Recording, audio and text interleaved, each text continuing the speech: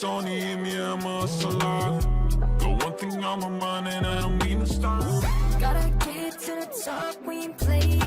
Always waiting, never fuck up. We're on the right track. No 120 miles per hour, we don't look back. We just close our eyes whenever there's a red flag. For acceleration, fucking on we play tag. Yeah, play tag.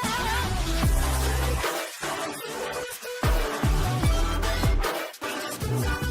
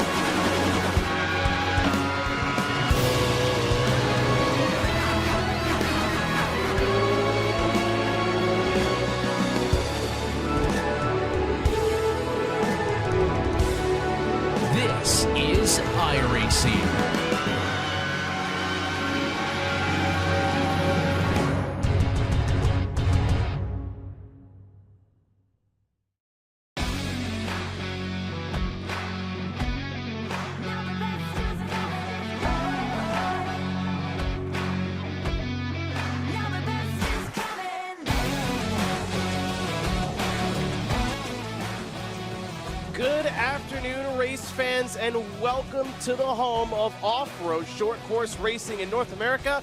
Welcome to Wisconsin. Welcome to Crandon International Raceway.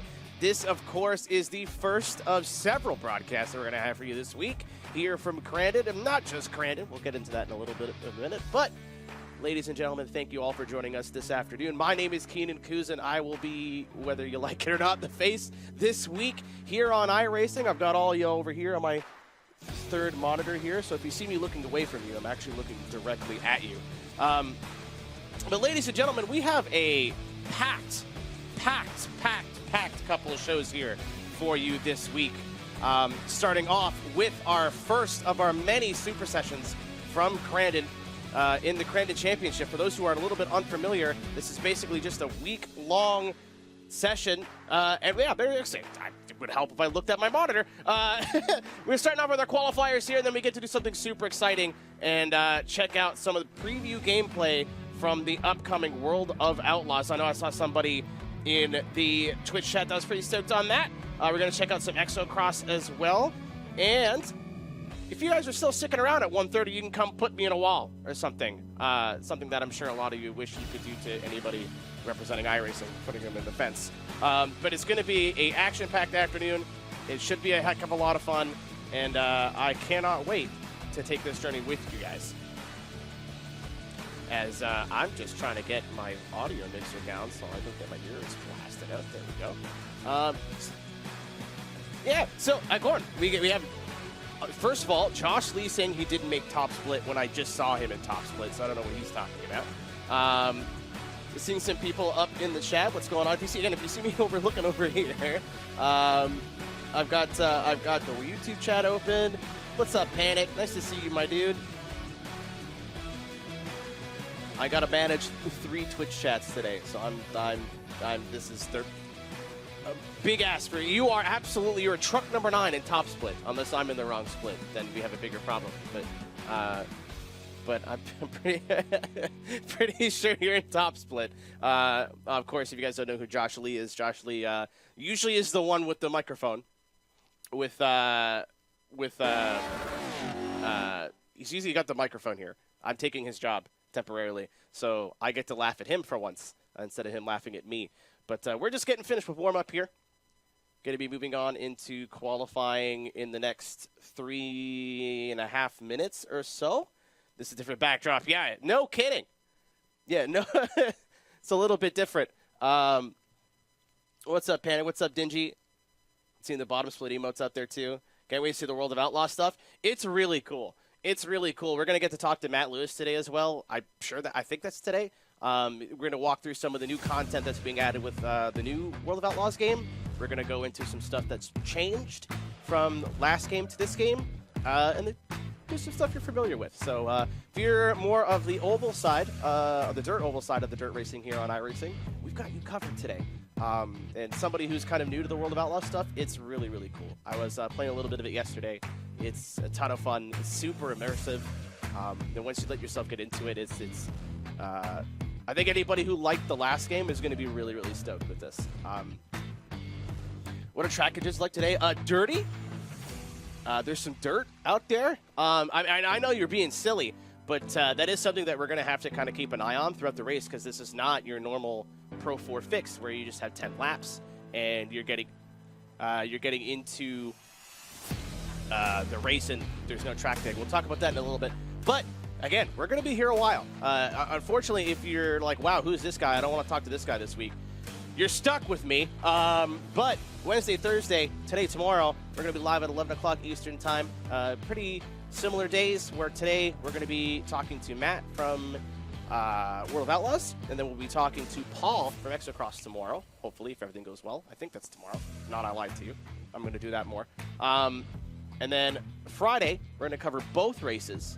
And then Saturday, obviously, we're going to do the super sessions. If you guys have nothing to do on Saturday, especially top split at, I think that's 9 o'clock, you're going to want to be there for that. If you've never seen short course racing on iRacing, I know every time I tell people, hey, I do dirt road. Dirt road's so fun. They're like, oh, I haven't really seen that before. I've just done some rookie stuff and whatnot. It is a totally different thing. It's so fun to watch. The racing's usually super close. Everybody kind of has the idea of we're going to bump into each other, we're going to lean on each other. It's so cool. And I'm really excited to be able to be the face of that and introduce a lot of you who don't watch this stuff into a new form of racing. Again, just in case you're curious, if you want to drive, it's a C-Class license or D4.0. So obviously you get that with the Beetles or the Pro 2 Lights, which are a barrel of fun if you haven't driven them. I think they're at Wild West this week. Jump in on those. It's all free. And then at Crandon International Raceway, I touched on it a little bit at the top of the show. This is basically what Daytona is to oval racing or Nürburgring is to road racing. This is the place. This is the madhouse. Really stoked to be able to show off this venue to you guys, as well as the vehicle we will be driving. This is the Lucas Oil Off-Road Off-Road Truck. If you've watched any sort of short course racing in the last 10 years, this is going to look really familiar to you. 900 big ones going to all four wheels. It's so different to drive than anything you've driven in the sim before. 6-speed manual, they're going to have it up on the paddles here as well. Might see some handbrake action today, you might not. These are super intricate and really fun to drive once you kind of get the rhythm down. Nice smooth steering, and we'll get into that as well, because I think there's a lot of people who jump into the Pro 4 and are a little bit discouraged because it's a bit harder to drive. So we'll see if we can cover some do's and don'ts here with the Pro 4 here as we get now into the track, which is another super exciting thing to be able to go over with you guys all in the chat. So welcome to Crandon International Raceway in, shocker, Crandon, Wisconsin. Something really unique about this venue, and I'm sure you've heard it before if you know anything about it. Land rush starts. They're going to start 10 wide going into Potawatomi turn, that big, wide, sweeping downhill left-hander. Somebody will be upside down and more than likely on fire. I made up the fire part. Corners to look out for, a Cowboy, that big hairpin on the right side of the track here. When you're looking at the track map, that's really tight funnel. A lot of these corners are banked as well, so you're not going to see a traditional out-in-out racing line. You'll see them kind of motocross it, where they'll come up to the top and then come down. There's a lot going on here. It's such a cool venue. Somewhere when I started doing dirt road racing, I didn't like it because it was hard. It was just like...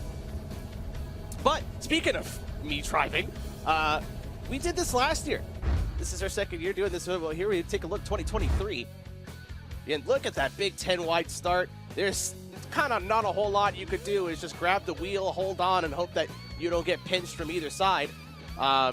So this was, again, takes all week to get in. This was top split last year, and there you go. Proof's in the pudding. Already have one car in the wall there in Potawatomi coming in a Ponce turn. That's acrobatics. This is not the Olympics. You do not want to be performing acrobatics here.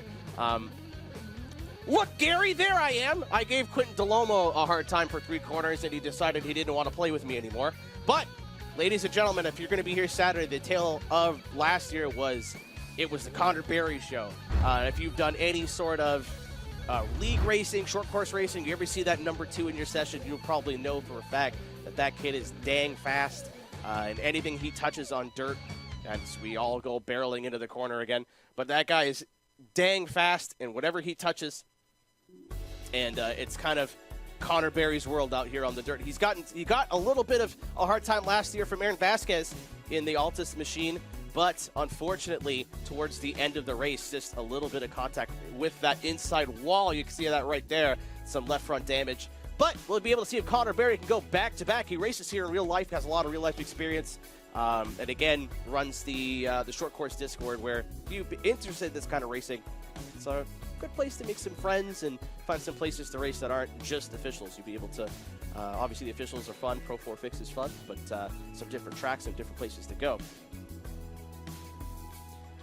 What up, Joey Atterbury? We'll see you on Saturday. I see you in the YouTube chat. Sean's in there as well from iRacing. We miss Jarrett Liebert. I'm big Jarrett Liebert fan. Big Jarrett Liebert fan. Anybody who sends me setups for off-road is my favorite people. I love Jarrett. But taking a look at the standings here, some familiar names towards the top of the board. You see Nicholas Dashley. Dashley is super cool. Also helps Connor run some of the stuff with iRacing Short Course. They just announced their Crandon Cup that will be happening in the next couple of weeks. Matthew Lynn, Evan McFarland, both those dudes have raced Rallycross with them. Super fun. Evan's a super cool, clean driver and fast as heck. and so is Matthew, sorry, he's going to punch me for that. But cool to see them out there. Crystal King as well, former Pro Series driver here in the trucks. Nice to see her out racing. That's wonderful. She had a really good first race last night, and then she got dirt roaded in the second one. Unfortunately, kind of flipped to the back. There's your current standings. There's your top 20 cutoff. If you're in that top 20, you will be making the Super Sessions on Saturday, and that is where all the good racing is. We jump into qualifying here. Again, sitting on the roof, there's a lot about this track that you wouldn't assume from just watching it, as we're riding on board with Crystal King from last night. And coming into this corner is called the gravel pit. It's going to be a little bit of a weird line. Turn it a little bit early, almost double apex it, and kind of you can almost see it in the dirt there, where you come up, you use the banking, and then come down. Another thing too about Pro 4 trucks is straight line exits. A lot of stuff, and then this line as well, when you're going into qualifying, you put way on the outside, cut down real deep, get a good straight line exit coming into turn number 1. But yeah, something about the Pro 4 truck that I think a lot of people don't realize, and it's really hard to tell if you're watching short course racing on TV or even just jumping into sim, is you don't really want to be counter steering a whole lot. If you're counter steering, that's the back end or kind of coming in front of the front end. You look at her hands, nice and smooth. Even in this big, tight cowboy corners, you're going to see her turning more towards the left than the right. She goes to neutral there for a second, and then bam, straight line exit, has all the speed down this super fast back straightaway into Potawatomi. This is going to be turn number 1 coming out of the Land Rush start. And I think a lot of the action, if it doesn't happen in Potawatomi, is going to happen right here in Ponce. There's 2 lines you can really run here, and I kind of touched on it a little bit before we got into the race. The track's going to develop. We have two heats here. So we're going to have our first heat, our sprint, and then our feature. So the track is going to wear in more so than it would in a regular 10-lap Pro 4 fixed race. So that's something you're going to have to keep an eye on. The line will change a little bit. It's not crazy, but something you're going to want. Where's the iRacing flag from? You're never going to believe it. Talking vehicle dynamics. I'm trying, Joey. I think a lot of the reason that a lot of people are really intimidated by dirt road is we ride along with the number 7 here, Ricardo Martinez. I can't wait to get in trouble for pronouncing that incorrectly. It's just there's a lot of nuance to it. Once you kind of figure out the do's and don'ts, how to run the truck, and some very basic stuff, it's not that bad, and it's really fun racing, especially with the new damage model. You can lean on each other a little bit. There's kind of a unwritten code of if you're on the outside of a corner, you're going to get bumped into a little bit. It's not aggravating. It's not like getting taken out in a super speedway race or something. You're like, oh, I'm going to get hit, and I got a chance to get you in the next corner. Obviously, you're not clobbering people every corner, but it's a super fun form of racing, and it's something that, again, I'm super passionate about. This is what I do in the sim. Some people do Porsche Cup, some people do GT3, some people do the next gen, some people do, again, we're going to do a little bit of dirt oval stuff. Again, we're going to do a lot of the World of Outlaws stuff today. Super stoked on that, but I think it's, yeah, so you guys can see what I'm seeing here on the top of my head. So this is what I'm looking at on my side, right in front of me. So I've got that right there. I've got you guys over here. I've got my production feed over there. I've got wearing a lot of hats in here. This is normally, there's 2 people doing it, but it's right above my head here. So it's a little bit angled up, but one of the many views that I have in this room that iRacing has set me up. It's actually producer Drew's office. What he doesn't know is it's going to smell terrible by the end of the week. He's actually tried to do something about that, but that's not going to work. You can't get gamer smell out. It's just the way it is. Yeah, that's Drew's. You see right there. Actually, really cool view. That's something that you guys don't really get to see in a lot of our more a lot of our shows, is that's the production booth. We've got our good friend Cisco, who's the hand, John Hand. That's Justin a little in the back. I'm sure a lot of you guys are going to know who that is. You can catch him in the fence at some point in NIS tonight. And then Drew Adamson, our resident Despicable Me fan, running the buttons. I watched him mess with that today. I love buttons. Buttons are great. I don't know what the heck's going on there, man. So it takes a whole other. We're actually going to be doing late model stuff today, Julio. In World of Outlaws. I don't want to get you super excited, but we're going to be doing some World of Outlaws stuff today. What's up? Oh, hey, I see you in my chat. Thank you. This is so cool.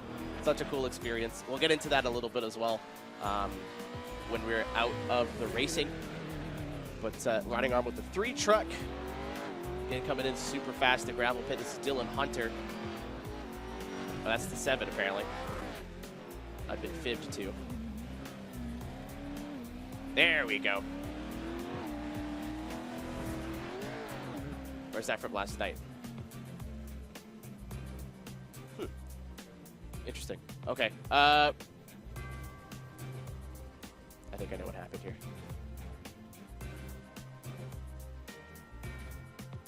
So yeah, I saw some people were curious. The threshold for high SOF in dirt is a little bit different. Obviously, there is different participation and whatnot. So we got a 4,300 SOF for top split. Top split, usually anywhere between the 3,500 to 4,500 is pretty crazy. You don't have a lot of people in that like 8-9 range that you would see in asphalt. And again, this is kind of what you're expecting. You have lone qualifying, that's pretty normal, and then with 2 sessions instead of the 1 race. And that track will carry over. That's something we're going to be able to get into at the race. I absolutely lied to you, Josh, when I clicked on top split. Top split wasn't ready yet, so you're actually second split if you're still listening. I hope he's not. I hope he thinks he's still in top split and he's super nervous. It'd be really funny. But here we go, ladies and gentlemen, on the starting grid that we now have. I have a lot of familiar names in the off-road world. Again, Crystal King going to be sitting on the pole trying to make up for last night's race. Terry Miller, the oldest man in sim racing on the, I'm going to catch for that, is on the outside. We got Oliver Golding, raced him in a Racecraft Rallycross as well. Cody Vanderveer's been coming up the ranks. Super stoked to see him out here. Daniel Solo, driver I always end up next to at some point. And then Wes the Mess Graham out here on outside of row number 4. Again, they're going to be 10 wide, so I wouldn't look too far to that. Christian Noble also raced last year. Nice to see him out here. And then that will be Austin Shear onto his outside. And then rounding out, we got Dominic Barhowet, Russell Peterson, and Tyler Shattuck, who didn't end up getting a time in. Tyler's actually pretty quick. He's truck number 2 in here as well. So surprised he didn't get a time in. Maybe just opting to play the Land Rush. So this is something that's really unique to Crandon and really unique to dirt road racing. Where they're going to be starting 10 wide. Obviously, Crystal all the way to the left, or to the right, sorry, on the inside there, which is good. If you're to the inside or to the outside, you're fine. It's kind of the washing machine in the middle there. As we get set, I believe we have everybody on the grid. You're not going to hear a whole lot of engine ready. We want to keep that wheel spin down. And we are green for our first race here from Crandon this week in the Crandon Championship. That is a great start for Oliver Golding just to the outside of Crystal King as we head into Potawatomi turn for the first time. We already have action there, as I believe that's Wes Graham catching some fenders to the middle. They're 3 wide back going into Ponzi. Outside, Daniel Soul trying to make it work around the outside as well. He's going to catch the berm. That is, unfortunately, he's going to keep that truck on all 4s. He still has the feature left to go because this is going to decide your grid for your feature race. Heading into the gravel pit for the first time. No dramatics into San Devote this time, as everybody gets single file here towards the top 5. Cody Vanderveer trying to make something happen on the outside, but that's Terry Miller on the inside wall, and they're all going to stack up behind him. There's a parking lot, as Shane Paul is going to make the lineup for himself. That'll be Shane Paul basically out of it. as we get back towards the front of the field. Crystal King now being challenged, and she had a rough night last night. She had a great start in her first race, and then drop back towards the back. So she, again, the more of these big SOFs that you can get good finishes on, the better chance you have of making those super sessions on Saturday morning, Saturday afternoon, Saturday night. Oliver's not letting her get away, though, so far. Again, I've raced on some rallycross with Oliver. Super, super strong driver, kind of new to the trucks, but a lot of stuff that you do in the rally car, especially the supercars, are going to transfer over to this Pro 4 truck. Nice, smooth steering, brake and the throttle at the same time. A lot of very basic driving technique. Maybe a little way less handbrake in these trucks. You almost don't need it at all. Another one of those misconceptions. A lot of people assume they need round rims and handbrakes to drive this truck. Absolutely not. I've seen people with the Formula rim. I've seen people with no clutch, nothing. So if you want to make it work, you can absolutely make it work. It's just excuses. Get out there and go race. Again, Oliver taking a look to the inside of Crystal. Crystal's going to do a kind of a double apex there. Again, straight line exit. Somebody with all that World Championship experience. Girl at the track and went home. He's just taking a ride. He's just taking a look. He's trying to see if he can experiment for the next race. Again, this is just the sprint race here, and then they'll jump into the feature. All of these trucks, again, no invert, nothing like that. Just going to go straight to the feature, and this will decide your starting order. So if you have a bad start, Oliver kind of flirting with the top of Cowboy there. As we take a look at the start here, this is going to happen probably every race that you see this week. I'm stunned that we made it this far where we had any issues, but keep an eye on that green 3 machine. Terry Miller, somebody who was also in the Pro Series, just kind of got nudged towards the inside. And as soon as you hit that inside wall, nobody behind you can really do anything.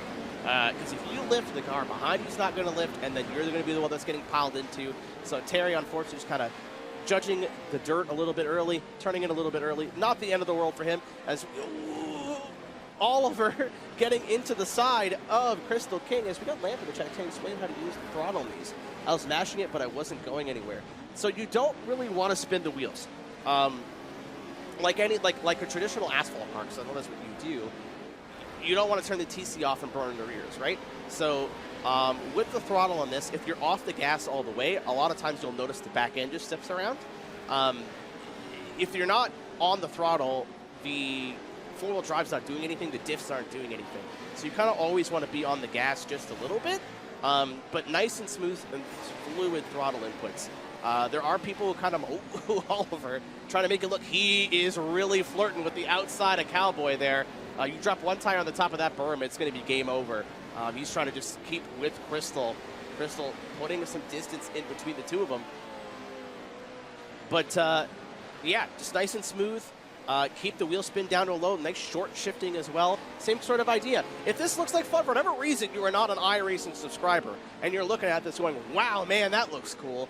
I will sing the praises of Dirt Road all day, but join the service. Head to iRacing.com right now and sign up. Get started. There's so much stuff to do that comes with your base subscription. And if you're like, I want to get into trophy truck racing, I want to get into short course racing, what do I need to do to get into it?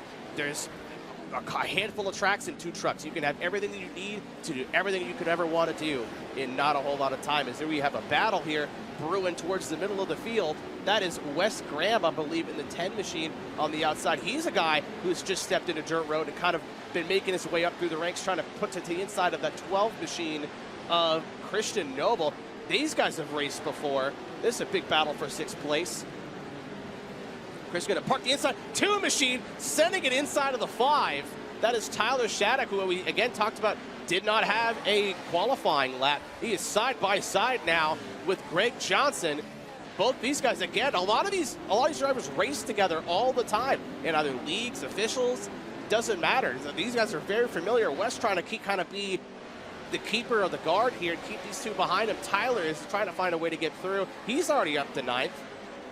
As we got a 4-car party here for 6th place, and that is going to be a pretty advantageous starting position, kind of out of the blender on the start.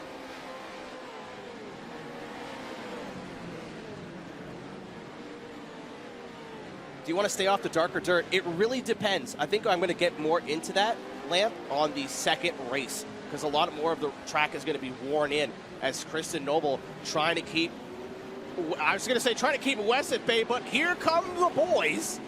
The lads are all here. Tyler's trying to pick up as many spots as he can. He finally got by Greg. Greg missing that right rear quarter.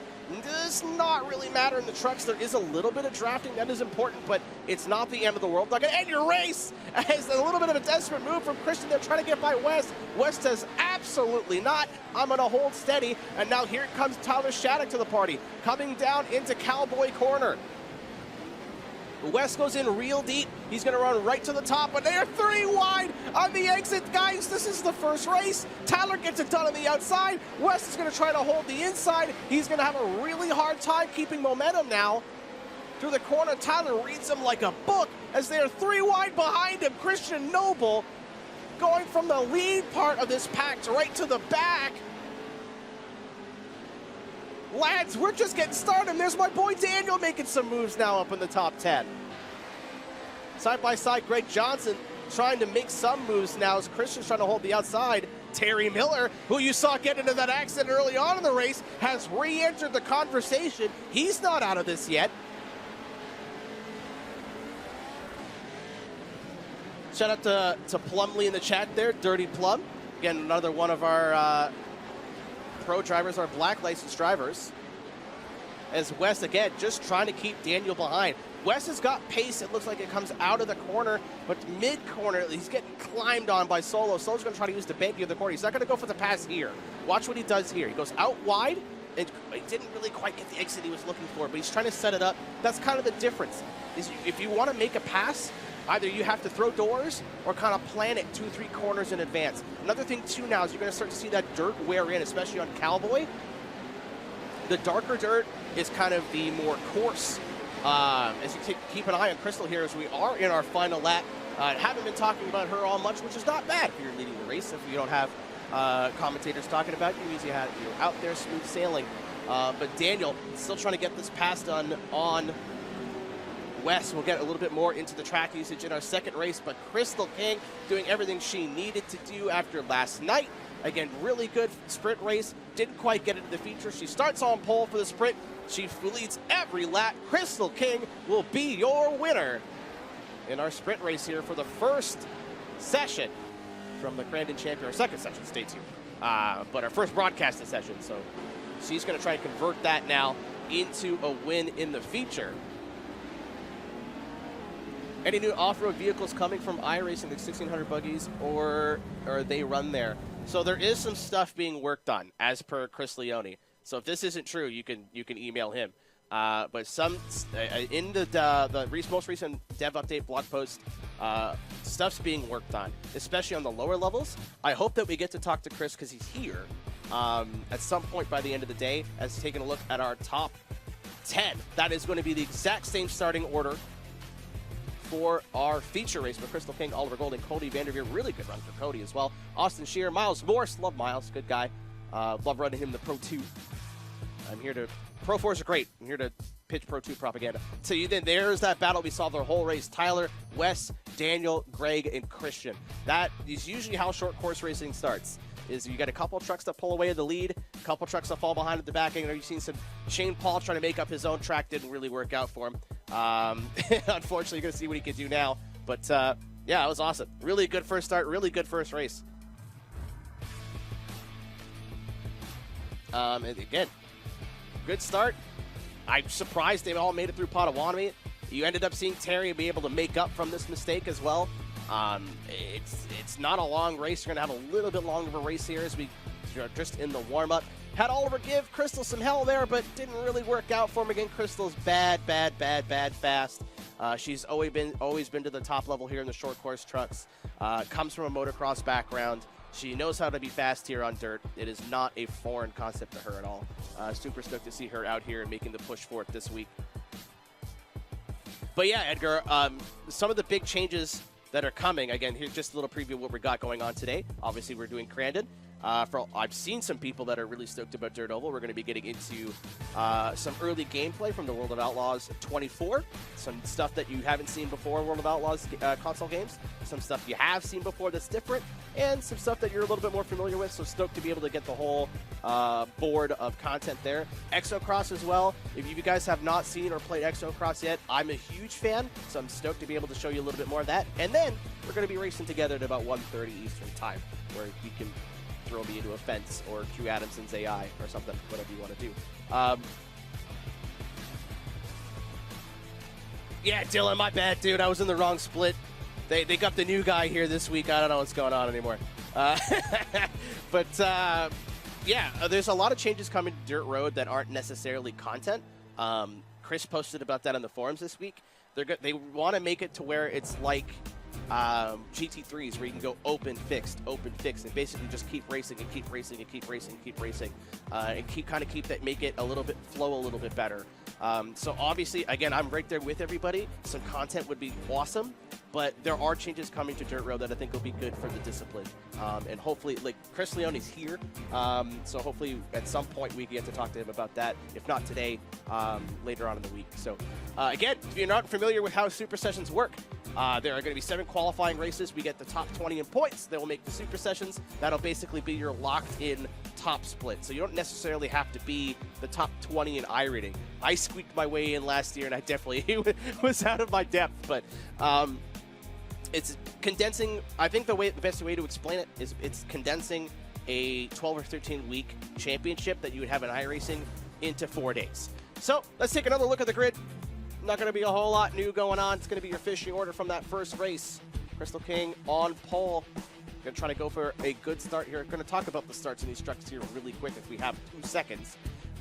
Trucks to talk about here. Again, all those trucks that were fighting in the sprint are all right next to each other once again. So that fight is just going to pick up exactly where they left off. Going to look for Shane Paul trying to make a run through the field. Going to look for Julian Valadez trying to make a run through the field. Terry's back there in 11th, so he's got speed. Let's see if he can capitalize on the start, because he's going to be starting kind of towards the inside of the second row. You got a little bit more room to maneuver back there. You can move all the way to the left. You can stay on the right and avoid potentially the massive pileup that's coming in Potawatomi in turn 1.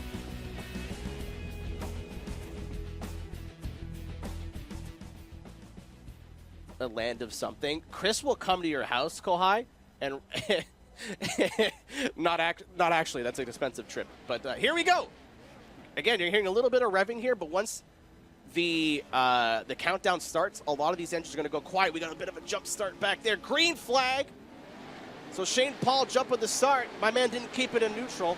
He's going to have a post-race penalty, but we are 10 wide going into Potawatomi turn for a feature race. Crystal King, great start. She's got the whole shot. She's free and clear. But here we go, ladies and gentlemen. Pinball towards the back of the field. They keep it clean.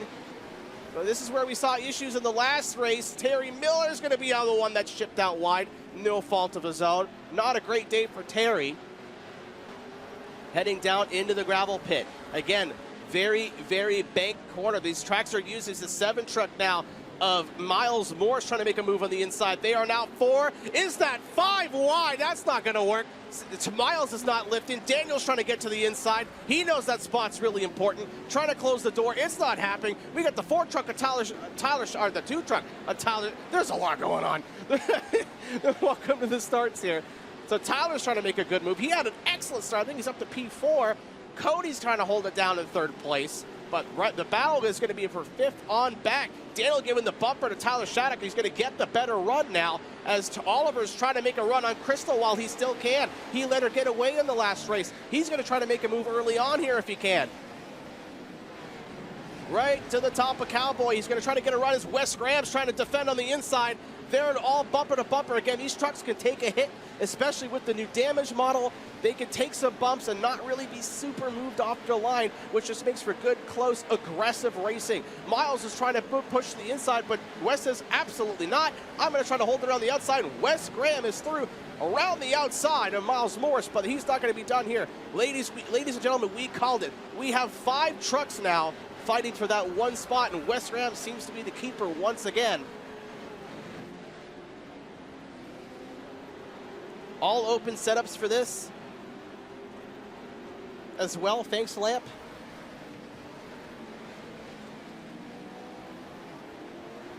Got a ton to catch my breath here. Goodness. Gregory.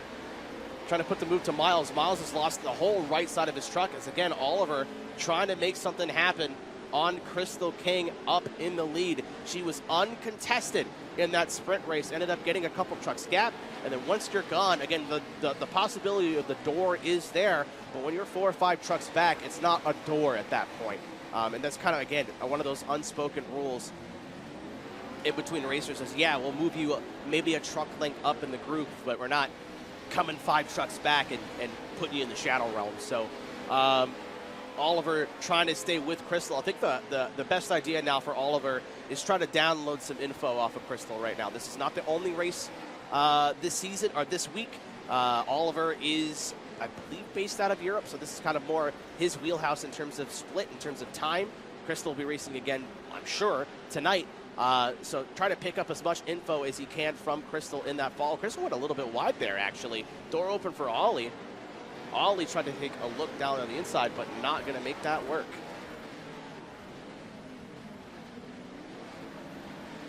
And we are broadcasting live from the iRacing office. Again, I'm in a super unique position. A lot of the wonderful commentary team here on the iRacing Esports Network. Usually we're from the comfort of our own homes, but they stuck me in an office. There's some glass walls that are looking at me. This dude with the beard keeps coming by, pointing and laughing. I don't fully understand. But super cool opera. Again, you've seen the cool look into the control room. I was going to say for those who haven't been there, but it's such a shock to see what's going on in there, even for somebody who's a bit more familiar, as we're still battling.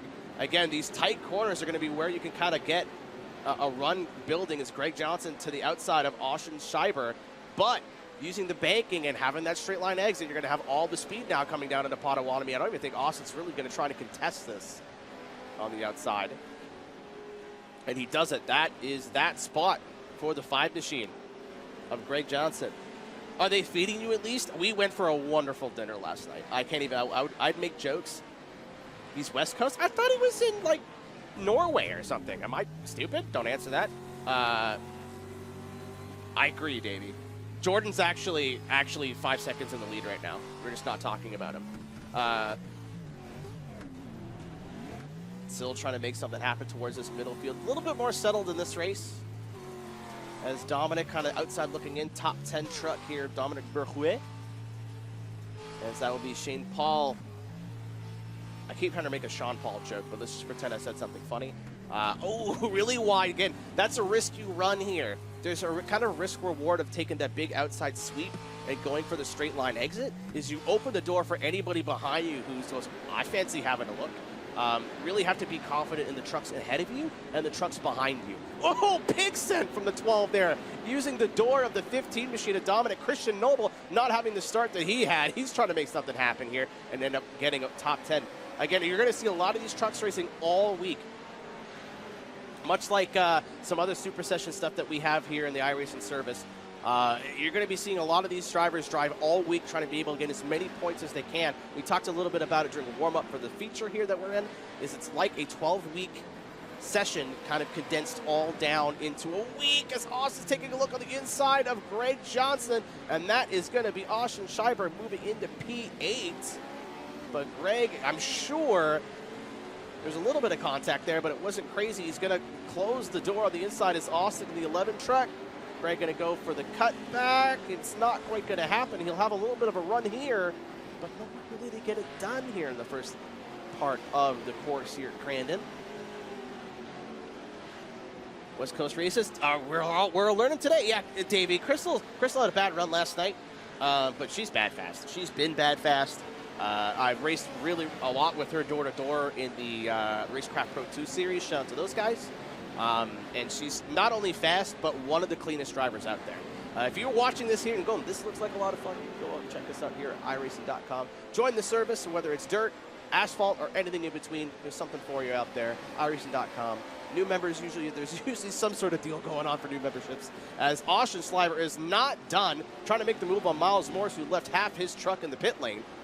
Door in mid-air. He's going to go wide, but he'll have the run. Austin trying to close the door. There's still a truck there, sir. Austin is not making any friends here in the feature. Miles, I know, is, again, not a dirty driver, but he'll race you how he's raced. Is this invite only? Absolutely not. Absolutely not. Just watching on Twitch at my desk and work like a true slacker. Dude, how do you think I feel? But it is not invite only at all. This is top split of one of the qualifiers, but if you have iRacing subscription, you got the Pro 4 truck, you got Crandon. This will be at 11 a.m. Eastern Time and 9 p.m. Eastern Time all week up until Saturday, where we start our super sessions. C-Class or D4.0, and even if you can't get into the Crandon Championships, the Pro 4 fix has been popping this week. So even if you're not available to get into the Crandon Championship stuff, jump into a Pro 4 fixed race. It's just 10 laps, a little bit more of a straight-up format. Get your feet wet.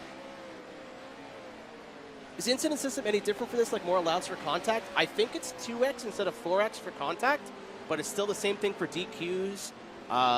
It's kind of something that in the official sessions you kind of have to be careful and pick your marks if you're going to nudge somebody and budge them out of the way. But a lot of the just slight taps are kind of 0x's anyway, so it's not super detrimental depending on who and what you're racing. Again, take a look at the format here. We're going to have a lot of opportunities to see these drivers race again. We'll be back tomorrow at the exact same time, 11 a.m. Eastern Time. Friday, you're getting a double dose of Crandon.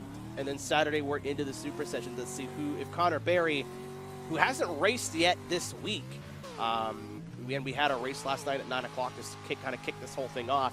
I think he's just been busy early this week. I know he was getting some stuff ready for stuff that he runs on the iRacing session. And again, it's like I said it before, it's basically taking a whole same truck, same track, same format, every race.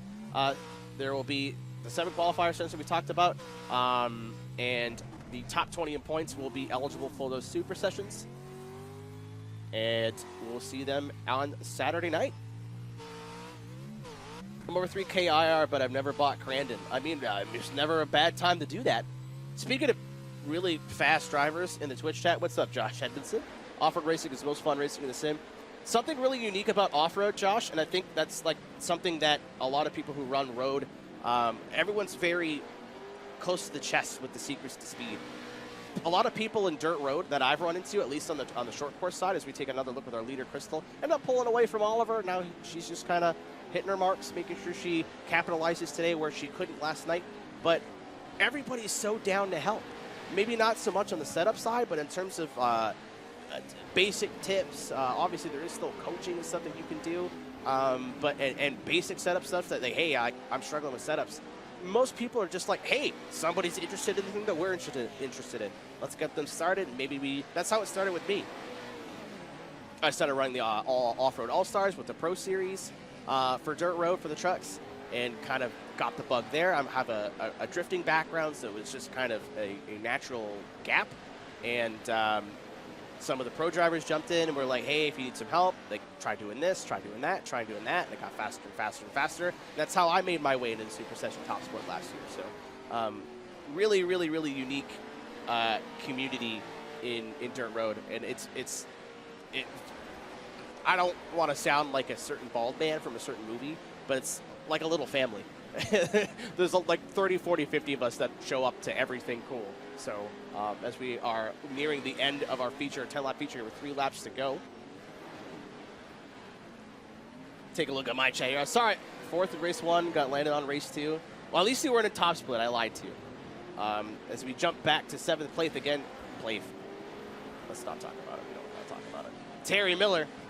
And I believe it was Pasoko that said this. And if it's not, he's here, so he's probably getting mad at me for attributing something that he didn't say to him. One of the oldest member of the iRacing service with a pro license.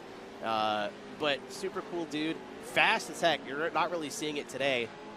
Through no fault of his own, got pushed wide just outside of Potawatomi turn. That's something that's very easy to happen. He's going to go for the over-under move here, go for that later apex. He'll have the run into Cowboy. As we take a look to the inside, he's running out of time. He wants to go for that top 10 finish. Going to turn in way early. You see, go for that shorter line. Not really getting it done on the 15 machine of Dominic Berhouet. Really hope he's French, or I'm going to sound silly. And actually opening up a big gap a little bit there. That's kind of the trade-off of lines there. The higher you go, you open the door up wider for the driver behind, but you'll have so much speed coming off the corner. Just kind of just how the suspension loads up with these as well. As Miles, again, he's got damage, and it looks a lot more significant than it actually is, but I'm sure he's got toe damage or something wrong with the right front of that machine, so he's been dropping back into the clutches of both the 15 of Dominic and the 3. You got Christian Noble back there in the 12. You got Julian Valadez back there in the 8, so a lot can happen here as you come into the last lap of this first of many races here from Crandon this week. Terry now able to get to the inside of Dominic. I'll run my side and stick. Oh, no, we'll get into that in a minute. Terry going a little bit wide. He's going to have to run the berm, and then Dominic gives him nowhere to go. There's contact. Christian Noble says, thank you very much. Terry's not trying to have it. He tries to get the line off the corner, but Christian shuts it down. Terry Miller, if he didn't have bad luck, he'd have no luck at all.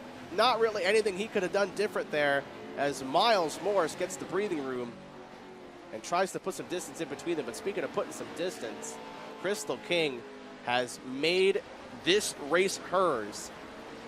And there's got to be a 10 to 15 truck gap back to second place. See, nice and smooth on the steering there is Crystal. Keeping it in between the lines. Last corner, really easy to put it on the concrete there. She goes super wide, very motocross-esque, which makes sense, and across the line. And your winner of the feature race, she qualified first, she won the sprint, she started from the pole in the feature, and Crystal King will be taking home your Wednesday 11 a.m. split here for the Crandon Championship, and gets a nice haul of points to try to get her way into the Super Sessions on Saturday. Still some battles happening towards the back. Julian trying to make something happen for 11th. Not going to happen. And Terry Miller, man, poor Terry. Terry didn't do nothing but show up. My man, it's a Wednesday afternoon. There's other things he could be going on here, but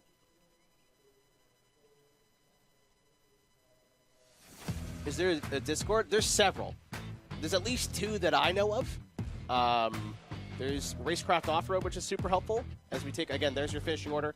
Crystal King, Oliver Golding, Colby Vanderveer, kind of the top 3 that we started with. And then Tyler making a good run through the field, ended up getting the top 5. Daniel Solo, love seeing him. I think that's who I confused with Oliver. Him in the top, solid in the top 5. Wes staying in it. He's able to get a solid 6th place. That's a good haul of points. Austin, the Schreiber, really good run from Austin up there in the top 10. Greg Johnson, Miles Morse, and Dominic Berhouet rounding out your top 10 of the first of 6 races that we're going to have for you this week. Christian Noble not really able to get up there. He should have had a top 10. It's not going to happen for him today. Julian Valdez, Terry Miller, Russell Peterson, and Shane Paul are going to round out your top 15 drivers here, top split, for the first of our races here this week. And there will be another race tonight that will not be broadcasted at 9 p.m. So if you've seen this and went, wow, this looks cool, I want to try and make the Super Session, you got lots of time. So 9 p.m. tonight, we'll be running this again. That will not be broadcasted today or tomorrow, but we'll get you on both Friday, we'll get you on both Saturday. So if you want to be on TV, got to make sure you're here for 11 a.m. Eastern time. Again, this is more for the GMT splits, but actually, I'm sure somebody's staying up till 1 in the morning, and that wouldn't surprise me. But 9 p.m. is kind of where, again, that you're going to see a lot of the heavier hitters out there. Connor Bear, we talked about. I'm sure Keaton Swain's going to be on track. It's getting really close to actual Crandon championships, so I'm not sure how much the dudes who run both will be active, but it would be cool to see Connor out here to try and defend his championship. The dude's so fast and so fun to watch to drive as well. He's not a driver that just pulls away at the front of the field. If he's got adversity, he knows how to pass. He knows how to pass clean. And a good learning tool for anybody who's watching this and wants to pick up on. Sweet. We got interviews. Wasn't expecting that. Crystal. Didn't really go the way it wanted for you last night, but I'm assuming an uneventful race is not a bad way to go. So if you could turn you've got a video feed, that'd be fantastic. I'm sorry, I don't have it plugged in. Oh, well, to be honest. That's okay. That's Cisco's problem, not yours. But yeah, hard day for you yesterday. Kind of chilling at the front today. Talk us through it. Yeah, I was just happy to get off the start clean. I wasn't doing very well in my starts last night and kind of had to deal with some mid-pack battles, and by the time I got some clean air, it was too late and the leaders were too far ahead of me. But yeah, it was nice to go qualify first, win my heat, and get a good position in the feature and be able to just kind of run my own race. Oliver ran me nice in the first couple laps, and I'm just happy that I was able to keep going and get a lead. So obviously you started from the inside, really close to that inside wall. So I mean, pole even still has its nuances here. But if you're not privileged enough off that start, what's it like going down in the Potawatomi 10 wide? I'll be the first one to tell you it's pretty hectic. If you're not like first, second, or third, your chances of getting messy is pretty high. And if you're even farther out, like by the wall, your chances of getting ate up is even higher. So starting first is always nice because you don't have as much of a bump down the land rush, and you can kind of sometimes get a good edge on everyone else if you can get a good jump. But yeah, if you find yourself in the middle or to the left-hand side, it can get pretty crazy. So something different than the normal official sessions now is we have the heat and the feature. The track's used up a little bit more. Were you moving around a lot, or were you just able to hold your line there at the front? I was able to hold my line pretty good. It seemed like the track reset every race to me. So yeah, the 6 laps in the heat, track didn't really wear in much, and neither it got good in the feature. It didn't really slick up too bad, so it kind of helps when there's not a whole lot of trucks or a whole lot of laps. So yeah, the track was good. All right, well, a good haul of points for you. I know we were watching the race from the broadcast booth last night, so good haul of points for you today. A good recovery from last night. Hopefully that's, I'm sure this is not the last race that you'll run this week, but hopefully we catch you in the super sessions on Saturday. Yeah, I don't know how many more I'll run this week, but I'll for sure be there Saturday, and I want to shout out my team Factory for a great truck, and shout out to shenandoahshine.co. Check it out for some merch. It's for a great cause. And yeah, I'll see you Saturday, ready for some good racing. It's going to be great. Thanks, Crystal. Good luck. Thank you.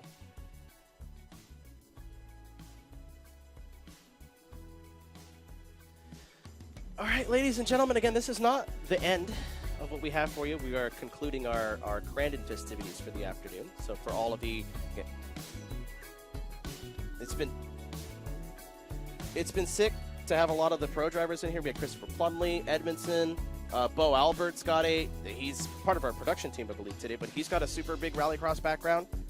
But, ladies and gentlemen, something that we're not really able to do on most broadcasts, and they're letting me do. They're giving me permission to make fun of people. Let's take a look at the incidents. I don't know if are we going to go all the way back in the sprint or just do the heat. But let's take a look and see what everyone. Oh, I need to see this again. Hold on. So here's the start for the sprint. Let's get a little bit of a wider view there. There we go. All right. So you can hear some trucks revving, some trucks not. Usually kind of like helps with the wheel spin. Something Crystal was talking about, and I'm glad she brought it up. You see her on the inside there. See how her run's nice and smooth? But then you have people like Miles. It's so bumpy here. And there is one lane, I think it's right here, where the bump kind of kicks the back of the truck up, and you could find yourself going left, right. Wes is having issues. None of his doing. Just super bumpy. So if you're all the way towards the left or the right, usually not a bad place to be. You can see the 6 getting gnarly. Wes trying to make something work. It was all fun and games up until right here. So you see Daniel go wide. This happens all the time too. About to see a ray gun impersonation. What's up, Nix? Nice to see you in both chats too.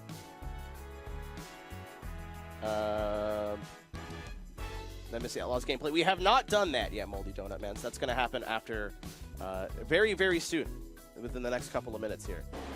So you see Daniel on the outside here. Miles is in the middle of the air. He can't do anything. So he's just going to ship Daniel wide. Daniel tries to give him room and then ran out of road. It's kind of the least exciting of the incidents in our sprint. And then I know something happened in Calamity Corner. I believe it was right here.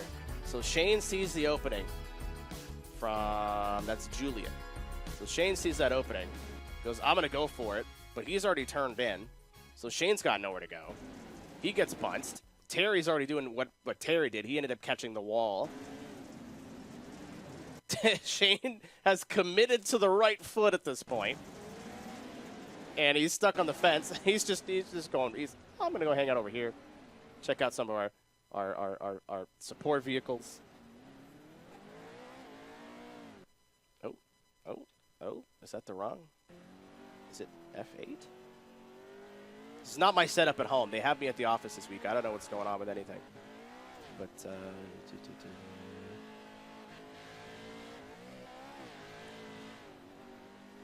perfect.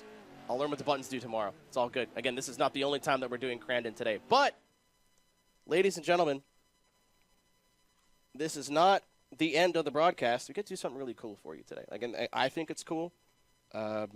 We get to preview a little bit of the brand new, the second edition, World of Outlaws video game, World of Outlaws 24.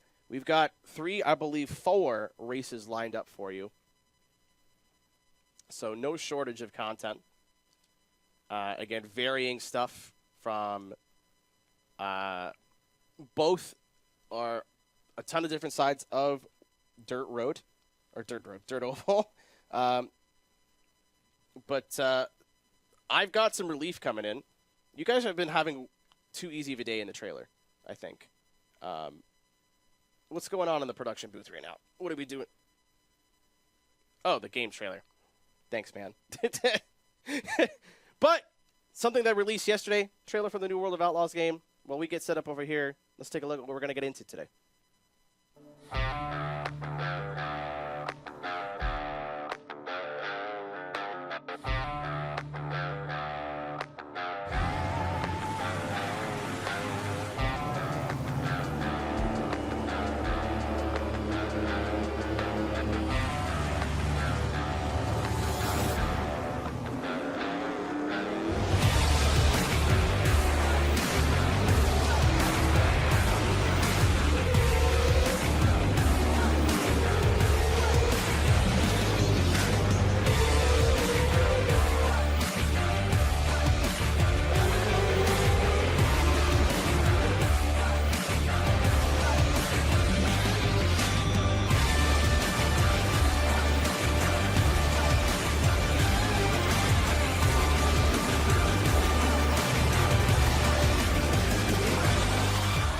World of Outlaws Dirt Racing 24 will be available September 17th. Pre-order your copy today.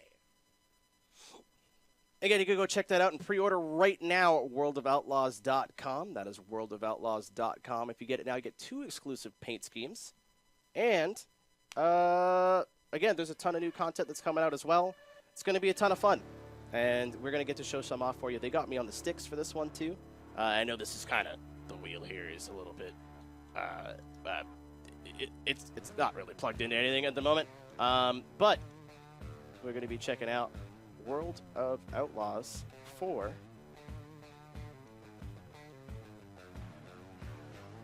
The Xbox. What we got so far. And because I'm a bit of an idiot, we have probably the best person to help us through and get acclimated with the brand new World of Outlaws video game. We got Matt Lewis. Matt, welcome to the show.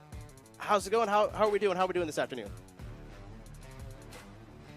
Man, I've been playing this for the last day and a half or afternoon, and as somebody who is a little bit unfamiliar with the first product and getting into the second one, I'm stunned at how immersive this is and how much is going on. in terms of if you're a fan of dirt racing, it's got a lot of boxes checked here.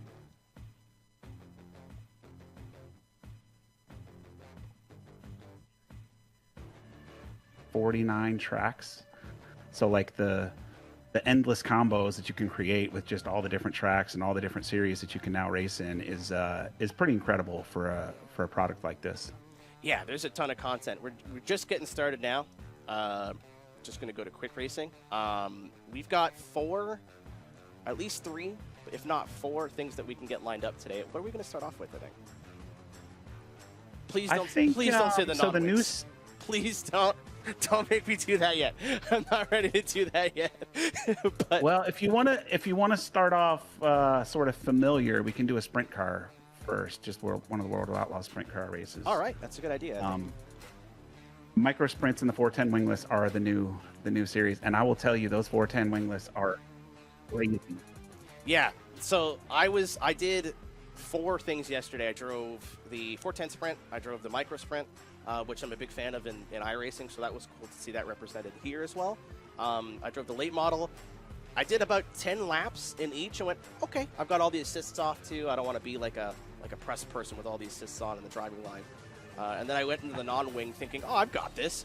No, not at all. Like they're trying to get me to go do other stuff, and I'm like, I don't want to talk to you right now. I'm gonna look like a moron on TV tomorrow. So I gotta meet some of those dudes in real life, because they've got to be just insane with the amount of power that those things have. It's nuts. I don't think I went full throttle at any point, and I was terrified the entire time. Have you been to an in-person race? No, I haven't. I used to watch it on TV all the time when I was a kid. But, yeah, so I think we'll just start off with what's familiar. Again, this isn't all the same. There's something cool that I think that we've added to the 410 for this iteration of the game. Yeah. Yeah, so the micro sprints and the 410 wingless are the new series. A couple of new tracks as well with Kern and Millbridge. Funny, I don't know if you know anything about Millbridge, but it's a little tiny dirt track. It's actually a couple miles from my house here in North Carolina. Oh, no way. And mostly they run midgets and micros. But one of the things that always amuses us, again, going back to all the series and all the tracks that you can run in this game, is on the first night that we ship and launch, somebody will go in there and set up like a late model race and put them on Millbridge. And it's just like, they did it in the first game. They would take, some of the smaller fantasy tracks that we had in the game and go ripping around with the late models. And I'm like, I don't even know how they can keep it on the track, but we'll definitely see it happen for sure. That's so fun. One of the best parts about, I think iRacing too, is putting things where they don't belong and seeing what makes for really good racing. So, as a big fan of shenanigans, I'm not surprised that that's something that happens. But something that's new to the new game is, and a widely requested feature, is adjustable wings. You see me kind of messing with it here. It's the A and X button on my controller here for the Xbox version. Sorry to cut you off there. My bad. No, that's right. So obviously a pretty huge request from the fan base on that. It's something that we had been working on for a while, and kind of finally got around to doing it for this game. And I think it's a game changer. I think, to your point of you don't always want to be the guy running with assists or whatever. And it to me, it kind of helps you ease into that notion of learning setups, understanding what the different adjustments do. And it gives you that flexibility where if you missed something, or you feel like, oh man, I really wish I would have set that, set up a little differently, you can change it dynamically. And honestly, I think it helps with straightaway driving versus cornering, and you can kind of slide it back and forth every lap if you really want to. But yeah, it's exciting to have that in there. Yeah, it's not something that I expected as a it's not something that I expected as a newer player to find oh, this is super cool. But even yesterday, I took a lot of wing out of it and noticed the difference immediately. So it's not necessarily something that you're only going to notice on extremes. Like even 1 point difference is going to make the car drive totally different. Yeah. A couple more laps. Just throw myself again. I'm not using any assists. It helps a lot, but I figured that a lot of the fans of the series are probably running with little to no assists. So let's try to show off what this game is capable of and what the racing is capable of. Because like I said too, it's super immersive. I'll jump in the qualifying here. But, Cool. okay, I'll jump on the wall first. But even this screen is so cool and how violent everything gets and the shaking of the rock screen and everything. I think people will really notice with this game too that we've really worked on some of the graphic elements. So the lighting, even just kind of the colors and how saturated the game is, and the first one was a little more muted, a little more flatter tones, and part of that was, you know, it's gaming is this constant balance of like realism versus what you would expect in a game, right? And so the realists out there would say, you know, it's more of movie tones and things like that. And so we kind of really upped the saturation this year to make it brighter. And you go to these tracks, man, and again, I don't know how many races you've been to, but especially the dirt races, you go out there and it's like this dark, you know, kind of mud texture look, and the lighting is kind of spotty at some of the local tracks, and all you see is these like super bright, crazy paint schemes of these cars. And so we really wanted to kind of bring that out. Yeah, and that's like, I'm a motorsport fan. Like, I like everything. Obviously, we're doing a lot of dirt stuff this week. I come from a competitive drifting background. So we were just in New Jersey, and all the the floodlights coming down on the liveries and stuff and bouncing off. A lot of that. Again, it's a beautiful game. I hope it's coming across on the broadcast as well. That's the first thing that I got out of this. Obviously, I'm still learning how to drive it. Is the sounds are incredible. The place, like the set pieces here, like I feel like I'm in a garage right now. And this is nice too. Really basic setup stuff. It's like, all right, cool. Yep. Like, yeah. So again, right, that's another way to kind of ease you in, right? Is we have this kind of two different levels where if you still don't understand exactly what all the different elements do in the full car setup, you can just use these sliders and kind of start to slide things around. I think one of the sort of learning aspects is to not just slide it, but go in there and actually see what it's changing, right? Yeah. Look at it. that's and something see that what's helped me going too. on. Because I figured, Yeah. I just started doing like extremes just to feel what it felt, and then just really basic paragraph. It's not intimidating. It's enough for me as a new player who has a motorsports background and a motorsports interest, but not as much the intricacies of dirt oval racing. It's all right, cool. This makes sense. The back end's coming around a little bit. Maybe I'll move it a little bit towards tight, and then you can adjust the wing, at least with this 410, in the race to kind of find a little medium. And then, too, like you can get as into setups as you want. But I like that there's an option for the player that's kind of in the middle as well. Yep. All right, time to embarrass myself. Look at you. You're on the outside I'm pole. doing Man. what There's I nothing can, wrong man. with that. And Knoxville, one of those tracks, again, we talked about Crandon kind of being the North American hub of short course racing. This would be at least, if not the place, one of the places, that's a lot. If not one of the places, the place for dirt oval racing. For sprint cars, 100%. Yeah. I mean, I literally think their logo says like the sprint car capital of the world or something like that. But they actually just finished the national event. I think it was last week.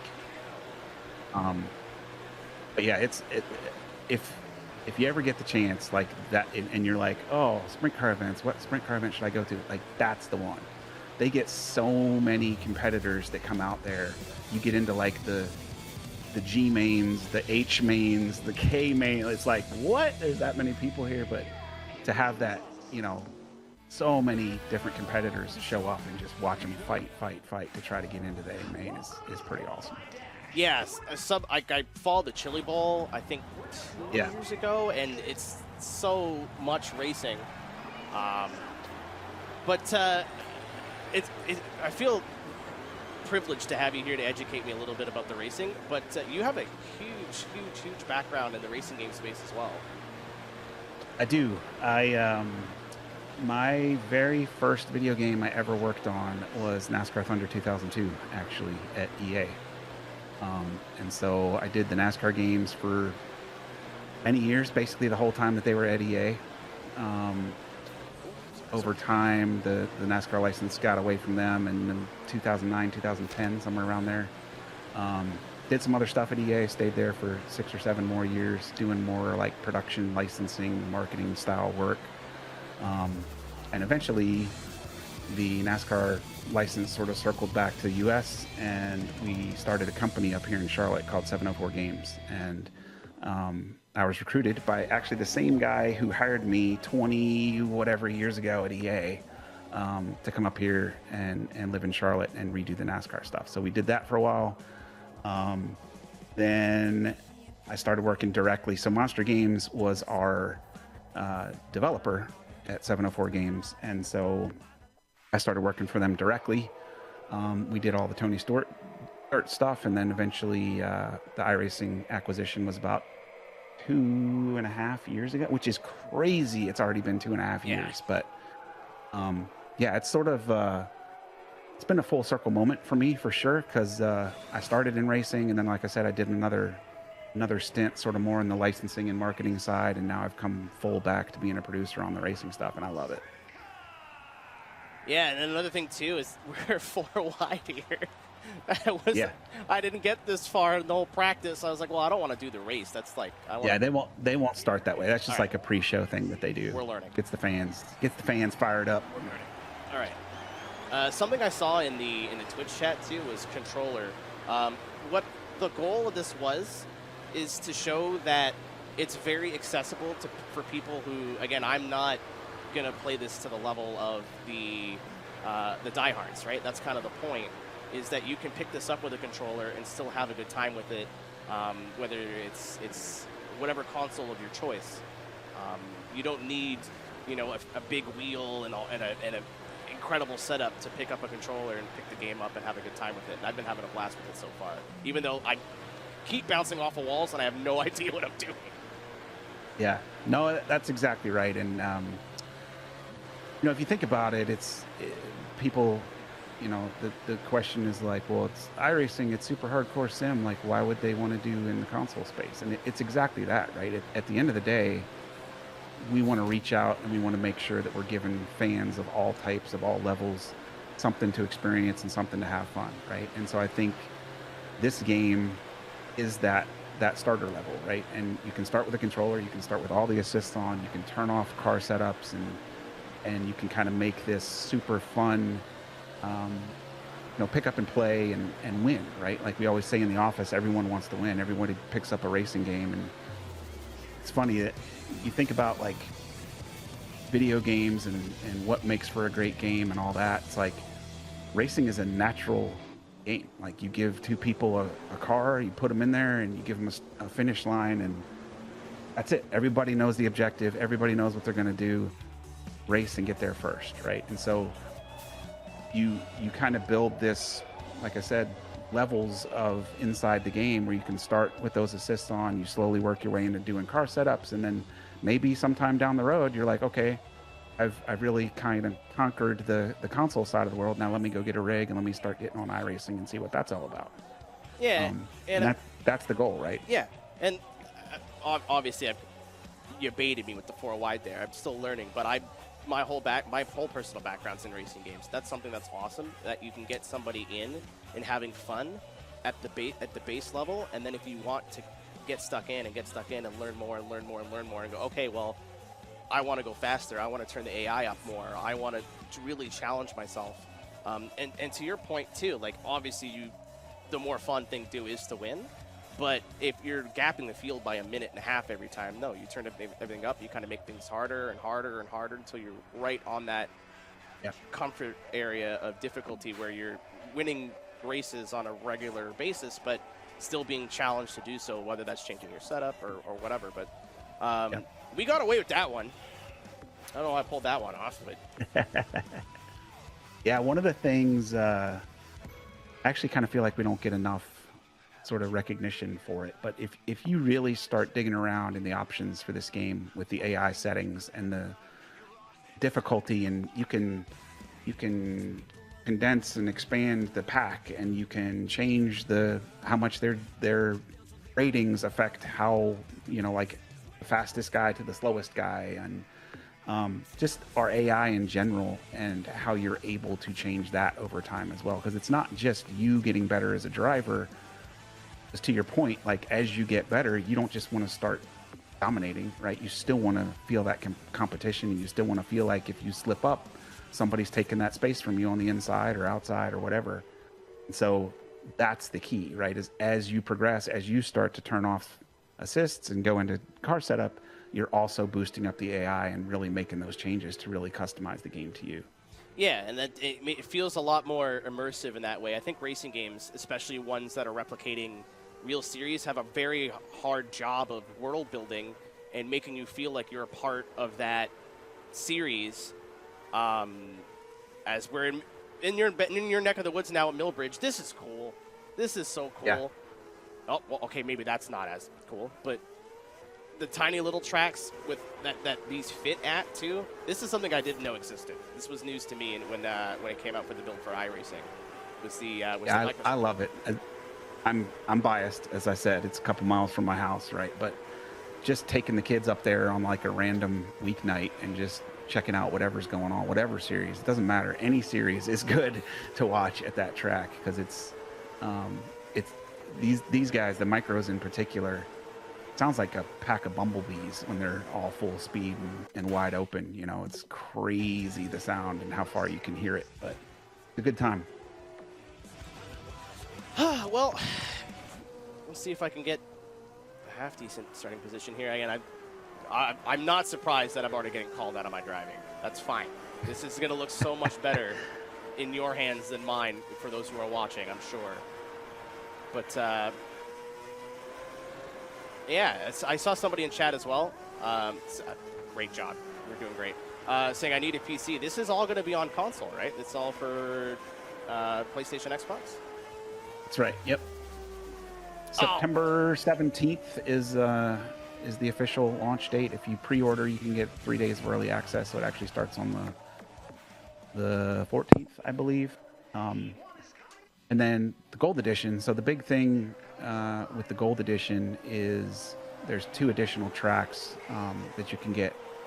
QSITs is far and away probably the biggest ask that we get in general, not just for the console side, but also for iRacing.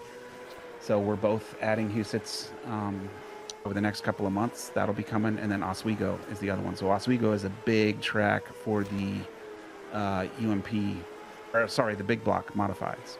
That's in, that's in New York, right? That's correct. All right, cool. I actually drive by that all the time. I'm on the way down from the border, so that's the one place that I recognize.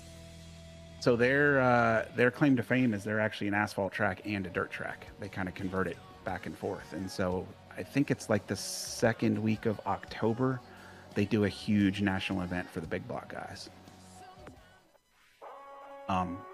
Anyway, so yeah, the Gold Edition, you'll get 2 extra tracks. You'll get appearance packs, which is kind of a way to customize your UI. You get some extra car creator stuff. And then alternate paint schemes. So we'll do an alternate paint scheme pack sometime probably in November-ish timeline. But the way it works out is it's about $25 of content if you buy it all individually, and if you buy it in the gold pass up front, it's $15, so you get a $10 discount. Okay, let's get. Yeah, there you go. There's a fan right there. Super Dirt Week. That's what the Oswego Week is called. Yeah, that's another reason too. I didn't want to play with any assists on. I wanted to do right by that community. Even just being an iRacer, the Dirt Oval community is super passionate about their sport. As somebody who's into let's say a non-traditional motorsport, the community is very passionate. So it's something that also got touched on too. Tear-offs. I did not expect that to be a thing on chase camera, at least, at all. That's so cool. All the visual effects and everything. That's such a beautiful video game. The original game, the very first version of the game, did not have tear-offs. And we had talked about it. And obviously there's games in history, if you go back, that did have it. And we debated it, whatever. Just didn't make the priority list. There was other things we had to solve and whatever. You know, it's typical gaming stuff. But saw this like huge outcry of people asking for it, and so we did that in one of the updates of the original game. But I love it. I think it adds this whole new wrinkle. And to your point earlier on a controller, like it was funny. 2-3 days after we had put this feature in, I was in one of the Facebook groups. One of the guys was complaining about the button that we had put it on, and he's like, oh, I gotta, take my thumb off and move it over here. I can't remember the exact detail, but he's basically complaining that it was hard to do. And one of the other fans gets on there and is like, yeah, try going 150 into the corner while you're counter steering and take your hand off the wheel to reach up and rip the plastic off so you can clear your Yeah, no kidding. clear your tear off. Like, you think that's any easier? And I was like, yeah, that's a really good point. It actually is really challenging. I think that's But a lot of the limit is the other Yeah. thing. You only get a certain number of them per race, right? So you got to really kind of manage that and figure out when to use them. I think it's another thing too is that it's getting people immersed in what it would be like to drive these in real life, but still making it accessible and fun. So Yeah. something like that is immediately I was like, oh, tear offs, that's cool. In practice, and then 3 laps later, I couldn't see anything. So it's like, okay, cool. No, I actually do need to like pace these and use these carefully and be clever with this. So something, and another thing too, for those watching at home that again aren't super familiar, we started off with sprint cars. I was all over the place running into stuff. That is the top level of the sport. The micro sprints, though it didn't reflect in the finishing positions, a lot more approachable, but still sort of the same feeling and sensations that you would get in that top level of the car. This is exactly what it's supposed to do. Yep. Yeah, I mean, we'll see what you say here, but biased again. I'm kind of a natural stock car guy by heart, but I love these late models. You can throw them in there, you can make contact and not kill yourself. Like the big thing with the sprint cars and any open wheel, even the UMPs to some degree, because they're open in the front and so are the big blocks, but like you make any kind of contact with those wheels and you're pretty much done. Or in the sprint cars, worse, you're going flying up in the air. These late models, man, I want to drive one. I keep telling one of my buddies, I'm like, I got to figure out who I can meet that will actually let me get in one of these things. Yeah. These are, and I'm big into the trucks. Obviously, that's why I'm here for iRacing. So to be able to lean on each other a little bit. Again, there's kind of like that unspoken, right? Like you're not gonna clobber me, but just kind of pushing somebody out of the groove a little bit. It's all fair in love and racing. Yeah, I'm not saying I'm encouraging that driving behavior for all the guys online who are going to barrel into turn 1 and just wipe everybody out. But, Yeah. It allows for a little more. You're a wishful thinker, and I respect that.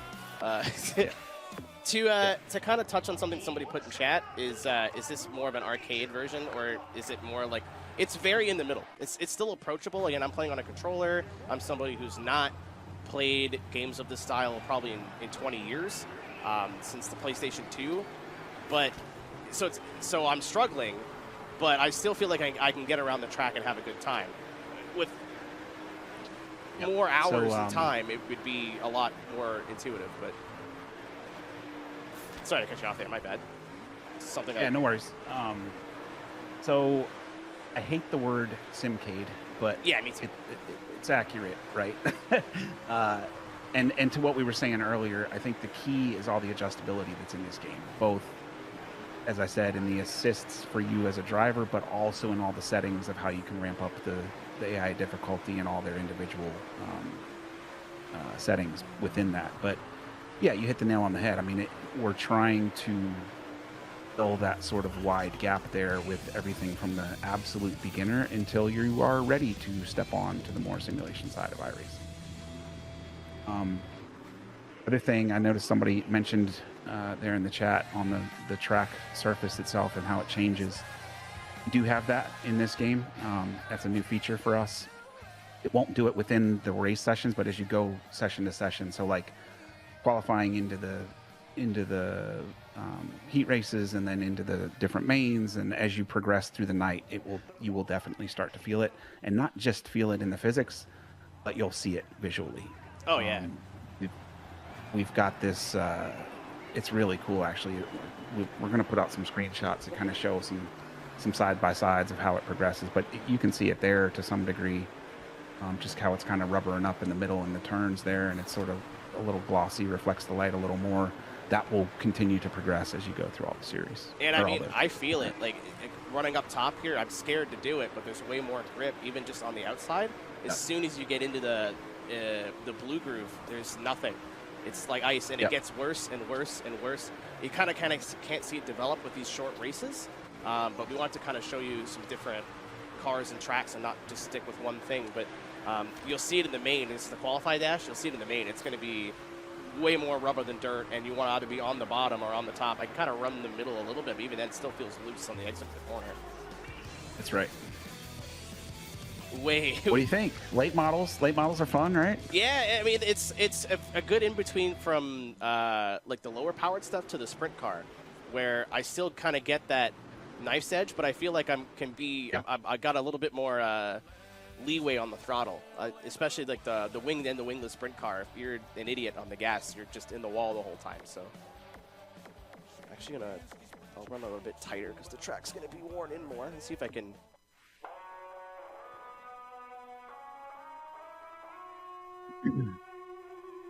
Yeah, so this isn't the end of this as well. We're gonna cover this today and tomorrow. Hopefully I'm not hitting as many things as tomorrow as I am today, but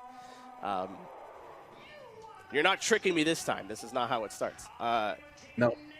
But yeah, hopefully it's a little bit like smoother for my. You can't absolutely wheelie the sprint cars. I was doing it yesterday when I was in the middle of running into stuff.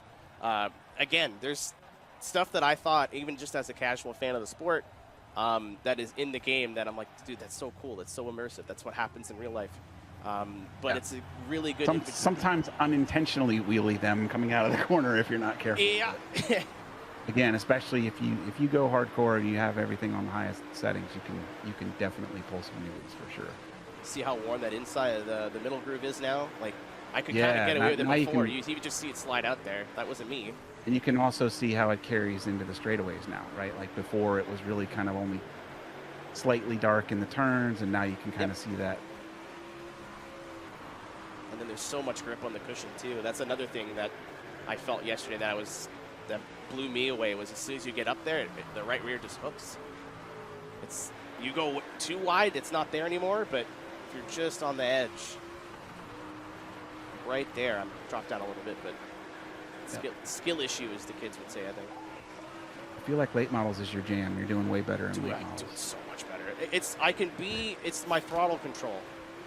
Like the steering, I think I'm all right with, but the steering I think I'm all right with, but I'm not used to having to pedal it as much in the sprint car stuff, which is why I struggled so much with the 410 wingless. You're barely full throttle on this, like barely. The sprint car, it's all throttle control. Yeah.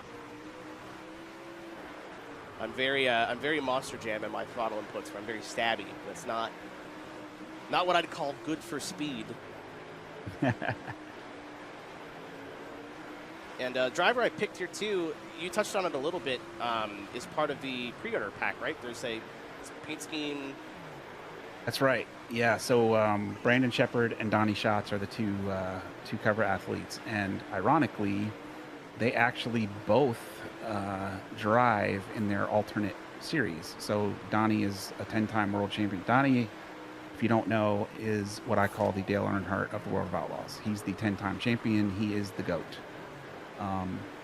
And so he's typically a sprint car guy, but he also owns a late model.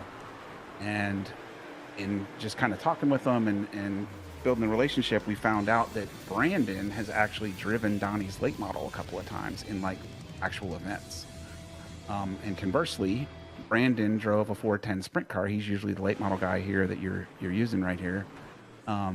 He drove a 410 sprint car this year a couple months ago in one of the events. So that's the pre-order bonus, is you get Brandon in his 410 and you get Donnie in his late model, which is pretty unique. We've never done that before.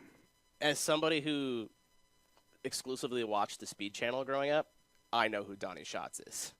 Yeah. Like that's like, again, like you put it, he's been the Dale Earnhardt of that world. You may not know the intricacies of the sport, but you'll know, like I know the name Donnie Schatz, and it's cool that you've kind of given him this platform now to introduce him to a new audience, which is that's not a name I've heard in years. And I was like, oh yeah, no, I know who that is. I was reading through the thing yesterday.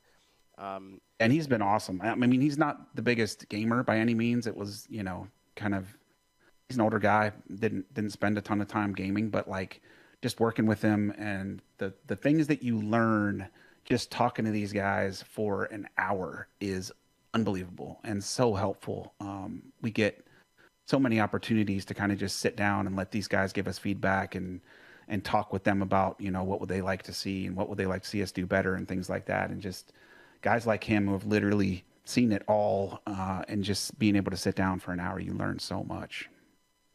So I think that's about all the time that we have today. This is not the end of our preview of World of Outlaws 24. We're going to get way more into it throughout the week, but this is just some more preliminary.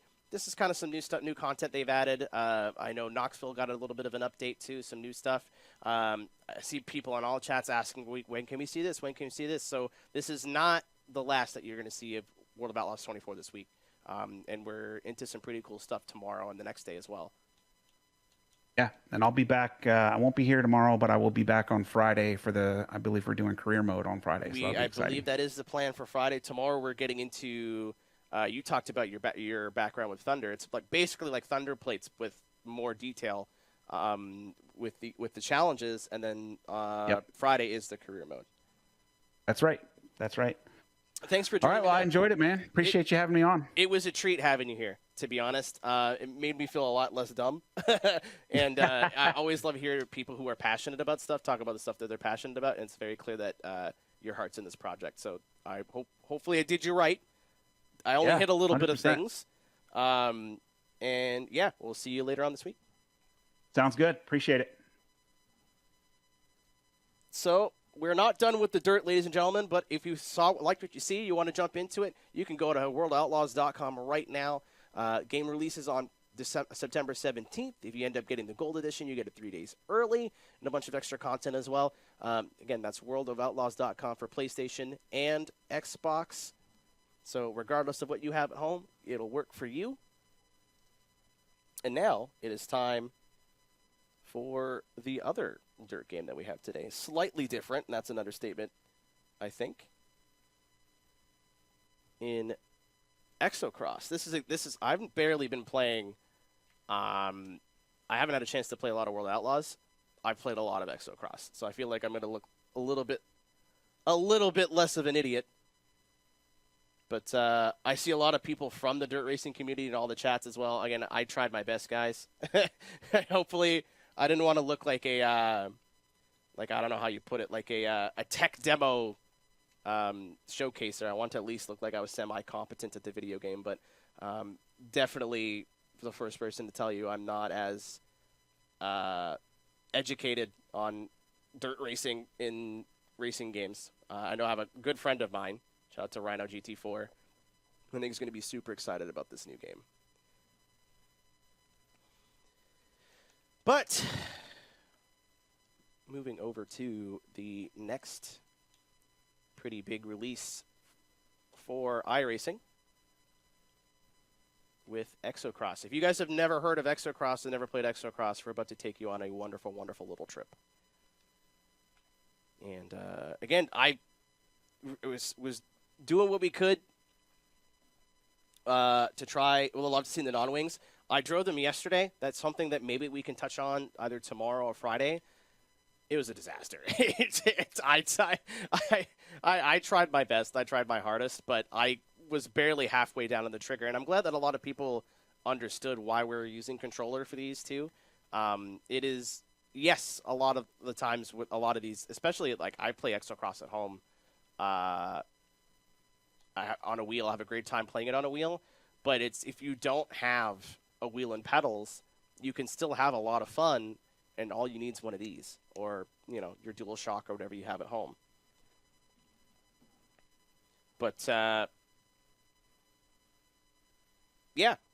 again, hopefully, I was really self-conscious about doing the sprint car in the oval community, right? Because I know it's somebody from drifting. It's not the same thing, but it's a off-brand motorsport, and I get really frustrated when people who represent drifting who are not necessarily passionate about it and interested in the sport. So it's like, no, I can't suck tomorrow because they're going to get mad at me. I can be mediocre. Mediocre's fine. I can't be terrible because they're going to be real upset. So, stoked to, what are your thoughts on iRacing? I mean, we'll see. But I'm super stoked, man. Like, I had a lot of fun with, as somebody who's never played, I didn't end up playing the first World of Outlaws game, and I played it for like an hour and a half yesterday. I heard a hey, guess what in my ear. What's that about? Yeah?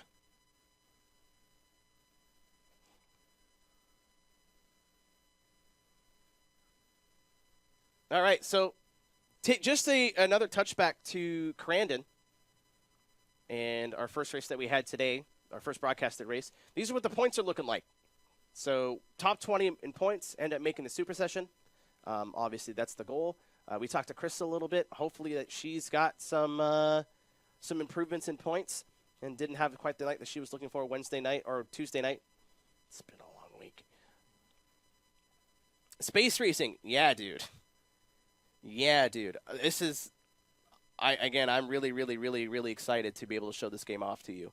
One of the reasons why I'm excited for this and NASCAR 25 too. Yeah, dude. Like it's a really good in between to get somebody who's not educated. I was into NASCAR video games for the sport as a kid. You know, I was playing. I'm going to date myself a little bit here, but stuff on the 64. I'm going, wow, this is really cool. And then you start watching, and then, so yeah, here we go. Do we hear you, ambiguous voice from the booth? I hear you.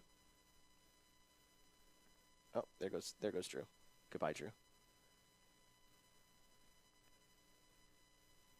Oh, hello? All right, I could hear you fine, so I don't know what you're. All right.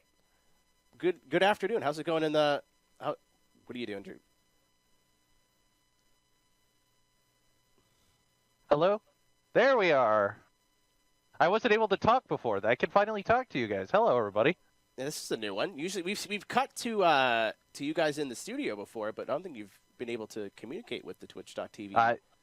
It's only when you're here because we did it for the MS race, and now we're doing it now. So yeah, I am a blessing and a curse. That's what my parents said. But no, I'm back because we're going to talk a little bit about the points from Crandon here. Yeah, I'm actually stoked to see what developments we've had in because we took a little bit look at it last night. So that's what we got. Drew is on his third button press now. I think he's doing it wrong on purpose, just so you can hear the clicking of the buttons again. Cause it's yeah, very satisfying. There we go. There you go. Crystal's right there now. So she's really closed the gap. Obviously, Oliver's entered the picture. Daniel and Wes are in there now. A lot of those names that you see without flags are names that are brand new today. So Justin Cunningham's a driver that we didn't see. So from the other splits, obviously we can only broadcast one, so we cover top split. That doesn't mean that's all that's going on. It was actually super, super awesome to see the interest in the 11 a.m. split. So it's going to be popping off tonight. I'm stoked, but. We were not expecting to have the turnout we did for this split. So thank you to everyone who ran and stuck around and watched it. That was so cool to see because, honestly, we were a little worried. But to see the participation this season, we already saw an awesome night for night one, how many drivers came out and ran night one. Justin, can you scroll down a little bit? So this is obviously the 20 who, in theory, would run the super session. Now, keep in mind, of course, that 20 is not locked. It's going to be based on points standings. So if someone who's 19th doesn't show up, 21st will step up at that point. So that's how the splits are done. So these are all the people who are sort of knocking on the door if the room is not, like, full of all the top 20 that we have. So who else do you recognize out of this list? First of all, Larry's telling Drew to stop pushing all the wrong buttons, but I don't think Larry's pushed a button on that thing before. It's the most satisfying noise and feeling I've ever felt in my life. Drew is also staring bullet daggers at Larry. Don't shoot the messenger, pal. No, not you, Larry. He's sending it through. Talk to the folks, Larry. man, about that one. That one's got nothing to do with me.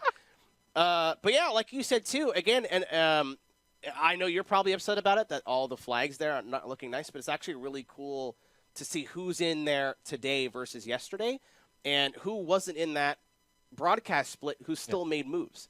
Like you saw Miles Morse didn't race last night, didn't have the best race today. He's only in 24th. Yeah, absolutely. And Justin, can we go to the third page for me? So he's going to go down. A couple other people sticking out here. Jacob Klein. And then I am looking for one person in particular. Mike Taylor is there. I don't see him on. Oh, no. Did we talk about Alex Miller yet? We have not talked about Alex Miller yet. He just said, "It's me" in all caps. I just okay. want to give him Well, we attention. don't need to talk about him then, because he just went, "It's me." We could tab through the rest of this, Justin, so go ahead. We'll tab it forward one more. Yeah, Right. Terry is a world-class driver, and because of the day he had, you'll be seeing him again this week for sure. Yeah. Jason Wallett's there. He ran last year. He's been around iRacing forever. But we're going to end it here. And reminder to everybody, if you're participating, as long as you have the license class, the car, and the track, you can hop in. And even if you don't get a chance to run the qualifiers, you still can run the super session. It's not, I think originally when it came out, we didn't have that option. That's absolutely possible. So whatever the qualifiers you can make, all you need is the one to seed yourself at the points. So if you have the opportunity, come out and race. It's really an awesome combo. Yeah, and I mean, it's something that's not really done super frequently, so I don't know if anybody watching's got any questions. This would be the best time to ask. I see you, Alex. It's a different day for me. I see you. I'm sorry. But it's a great time. You've got literally the best people to talk to at the moment to kind of clear anything up. But it's the goal. My goal is to get a bunch of people to look at Pro 4 truck racing. I know, Cisco, I've been dragging you into this world with me. Yes. But it's one of the most underrated and fun things to do in the sim, whether you know what you're doing or not. It only gets better with knowledge and experience, but even if you've got no clue what's going on, I think it's still a blast. Absolutely, and I'm so excited that we've been able to put this event on, easy for me to say, and be able to make things happen. So we'll take that away. And I believe, have you got your tickets yet to go to outer space? Because it's almost time to go to outer space. It's time for dirt in space. I was like, if he doesn't laugh at that, that's the last. All right, well, I gotta get back to switch you over. So hold on, we gotta go set up the rocket ship to get you over there. So Drew's gonna take us out. But thanks, everybody. Drew and Cisco, and as well as Mr. Malillo, Justin Malillo, John FTF, as I like calling him, from the production booth. This not the last time you hear from them this week. So we're going to get into a little bit of ExoCross. This is not the conclusion of our broadcast today. We're also going to jump back into iRacing for the end of the day. But this is something I've been looking forward to since they told me I was coming down here to do this, is to be able to talk about and show off ExoCross. I played this all on my own stream, twitch.tv/aerotech, which I can see the chat and talk to everybody here right now. But I played through the whole thing. I played through the whole championship. I did all the challenges. This game is a ton of fun. And I'm stoked to talk about what I like and what I think is cool about it. And we're going to be... I see the words hard mode on my sheet, which is concerning. So we'll do what we can, but we're going to try to get all golds, I think, in that first row of challenges, and kind of expand on what that means and what that would be to... Perfect. It's me and my best friends. What's up, Twitch chat? This hasn't happened before, I hope. I'm going to sound real silly. Whew. Made a mistake of going in this room without anything to drink. That Evan guy showed up. I've never heard of that name in my life. Why does he have a sword? Is he a knight? Is it the Middle Ages? Was it the Middle Ages? I don't understand what that's all about. Hi, Evan. I'm sorry, the voice of iRacing, or one of the voices of iRacing.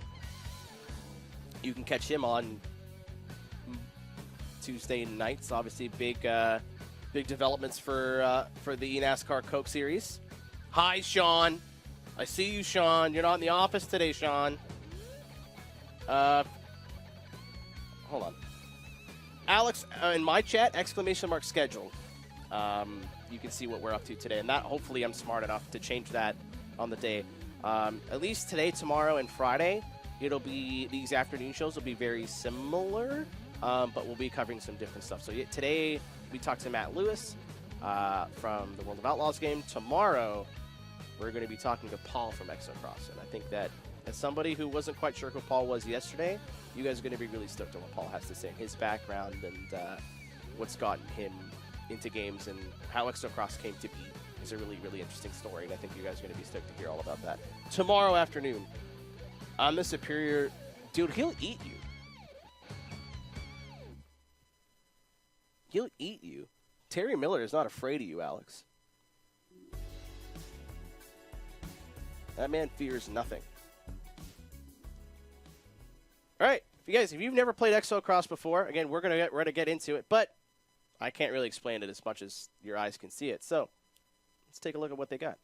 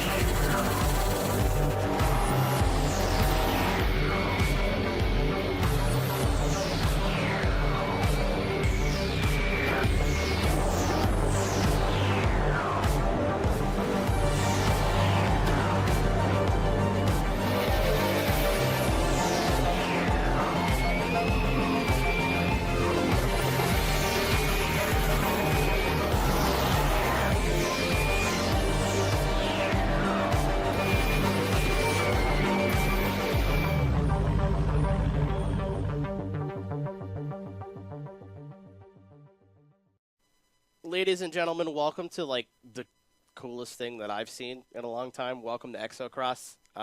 Again, if you're not familiar with what ExoCross is, it is a space racer, kind of, but not really, but sort of. If you pick up the game and you get into the championship mode, you'll be able to see a lot of the really well-crafted intro screens and art and lore behind ExoCross. But basically, us as a human race decided that we should probably stop with this whole pollution thing. And unfortunately, a sacrifice of that was auto racing. So, to make it somebody else's problem, we just took it and made it in space. But we're going to get started with probably the most approachable thing that you guys can see here, and what was more similar to the project earlier on in its life, and some challenges. So we're just going to start off with this first step here in the beginner car, which is the Vulcan, if I recall properly. But it's not in the right color.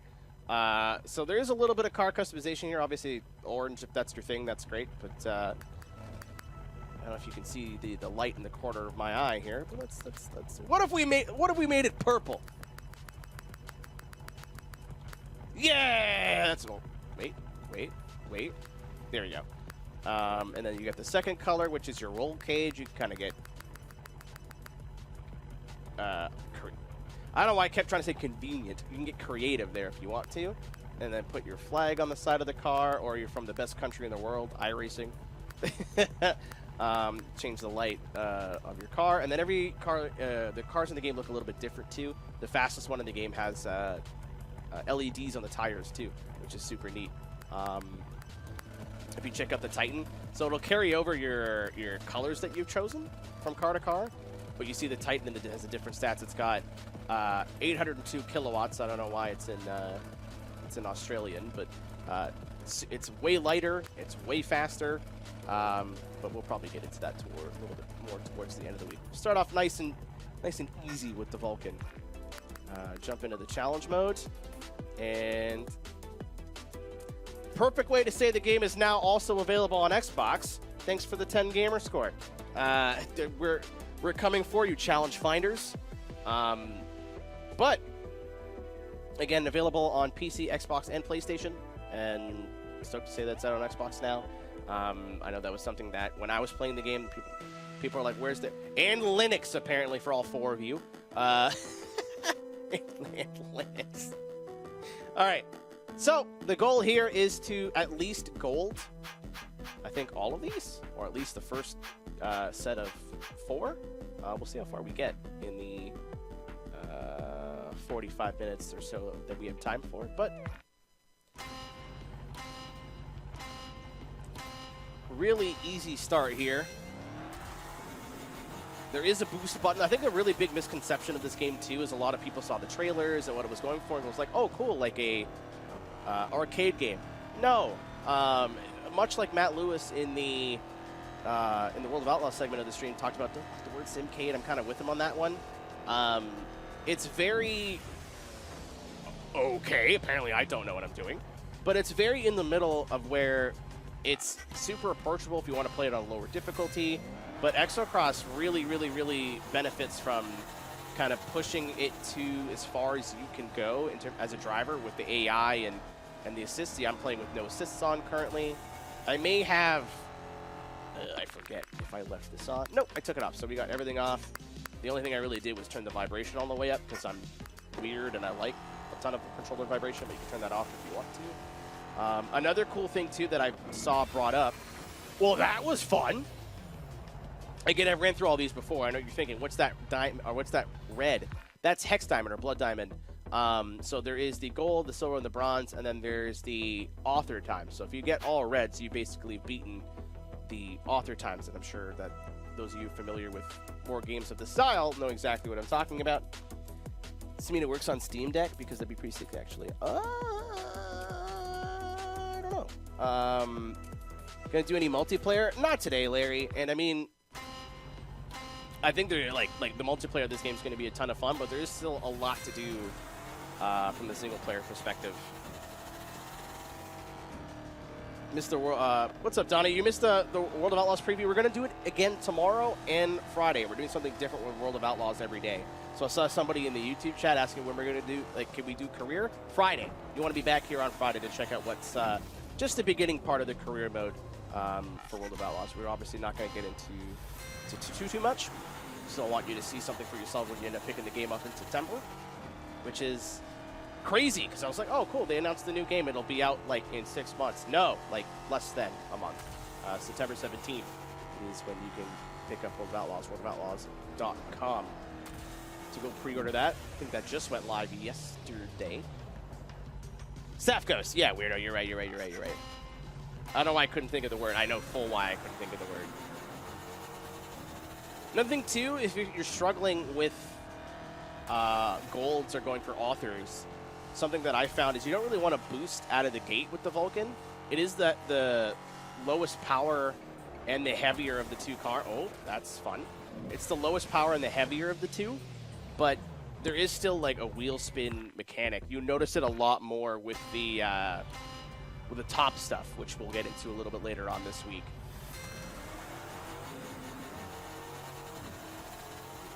So I've been El Terrible here so far. Absolutely no hope. So I'm going to try to go for kind of a wider arc. Lift a little bit. Oh yeah, much smoother. And then use the... Another thing that I really like about this game too, again, look where I'm sitting. I'm going to shill this, but I want to anyway. Like, I really, really enjoy ExoCross. The track designs are really fun. So this corner here, for example, I mean, there's lots of examples of this throughout the entire game, but not this one. I lied to you. I told you I was going to do that. Also, for those thinking, oh, driving over the water, just a visual thing, no, absolutely not. It will affect you. And ooh, I almost flipped her. Hardly know her. But it does affect your mid-corner. You will feel it slide out a little bit. It's not like a lake, but it definitely makes a difference. So back to my original point. I can't hold a thought process more than 15 seconds. I don't know why they got me to be here. Anyway, so arc it out nice and wide. To carry a ton of speed in here, you almost don't want to lift, but there is a berm on the outside with the, oh, there I go. There I go. How do we get in for the Crandon race, Joey? There's another one at 9 o'clock, 9 p.m. Eastern time. And then tomorrow it'll be 11 a.m. Eastern, 9 p.m. Eastern again. Friday, same thing. And then Saturday is the super session. So you have until Friday night at 9 p.m. to gain some points, see if you can be in that top 20 to make the super sessions. And again, too, I think I said it during the broadcast, Pro 4 Fixed and Pro 4 Open have been popping off this week as practice.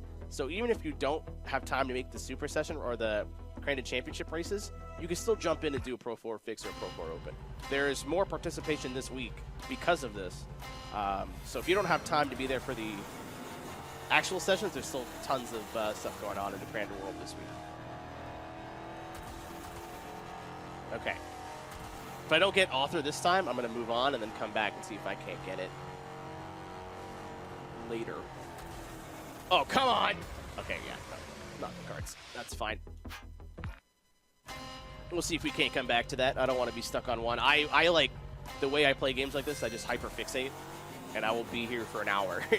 If there was no cameras here, I'd be like, all right, cool, talk amongst yourselves. I'm just going to take off and go do something else. For those who watched me play this on my stream, that's exactly what happened. I just sat here and try-harded it for 4 hours before I got all the diamond ones for everything. Don't go to the barber anymore. They messed you up. That's my decision, unfortunately. That's the choice that I've made with my life. All right. So arc it wide here. Another thing too is like choosing when to boost. It's hard to like not just want to lay on the boost button, but if you can kind of wait and use it to accelerate, perfect. You can use it to accelerate, and at the top end, it helps a lot more than just kind of holding the button down and hoping for the best. Can you repeat the last 2 minutes I went through a tunnel? Sorry, I'm gonna have to watch the VOD back. Can't help you there. So this one's a rolling start. So what it kind of does is, and if, again, the way I think the best way to play through this game is to crank the difficulty as high as you're comfortable, where the AI is a big challenge and the cars are intuitive to drive, but you're not spinning every 2 corners. And this is a really good way to get into that as the challenge mode. Even if you don't want to go for the golds or the authors, you just want to get bronzes, it gets you familiar with the tracks in the game and the environments without actually racing against another player and just time trial. Because you could just time trial, but that's no fun. So this is still giving you a goal, something to work forward to, saying, hey, you're getting faster. Obviously, you get different medals, gold, silver, bronze, whatever. And a great way to learn the track. It sets you up perfect for championship mode if you do that after. I did it the other way around, and it was still fun, but this is, I think, would be better, especially if you're not coming from an off-road background. Is this determinant? There's too many syllables in that word, Lamp. I don't know how I'm supposed to pronounce that. I need you to speak to me like I've never even looked at a dictionary before. Another thing too is you can kind of get, like, you see the line there? That's not track limits.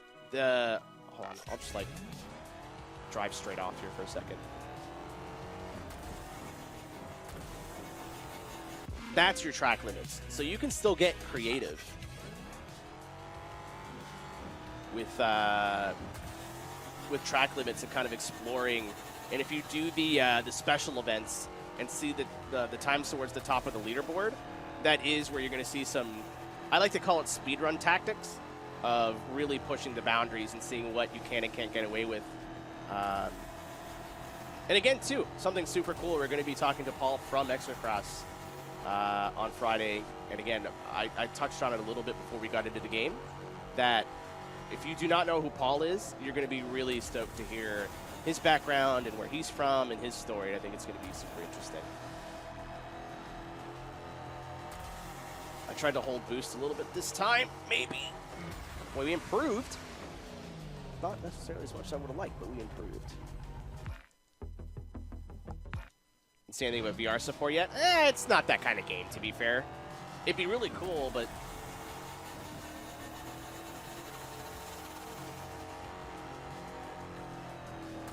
again, same idea as with World of Outlaws. This is a game that has wheel support. At home, that's the way I was playing it. But I've seen leaderboard times on keyboard and mouse. I've seen leaderboard times on controller. It's not I need this peripheral to be good or fast or have a good time. Whatever you have, you'll enjoy. And obviously, we got a ton going on today, so it's just easier to have this guy out in the booth. Could you task this essentially? No. When I say speedrun strats, I mean like, well, I'm going to clip off this bank so it throws me up in the air and cut this part of the track. Like, it's nuts what the fastest times in the game are doing and how inch perfect you have to be. I had a world record in this game very briefly, and I'm sure it's not there anymore because I tweeted about it, and then Dale Earnhardt liked it, so I'm sure somebody way better at video games than me was like, hey, wait a minute. I can get Dale Jr. to look at my social media accounts. 1 second. Hold on. All right. This corner's the tricky one. So if you throw it in too hard, you kind of bog down and lose all your speed. It would be really nice if this could be the time that I get this. Still gold, huh? Still gold, huh? Try this one more time. And if I don't author it, we're just going to move on. So if I don't, we'll be here all day. A little wide. Trying to stay off the bumps on the right side. Much better run down the straightaway this time. And cut to the left a little bit here. Not crazy. And this is the tricky part. I'm going to try not lifting this time and getting on the boost, using the grip and the exit. We've got a really good run now. I don't know if it's going to be enough for Author for the diamond, but yeah, we'll take that. I think it's close. I think we're close, but I'd rather move on, show you guys some more environments, more parts of the track.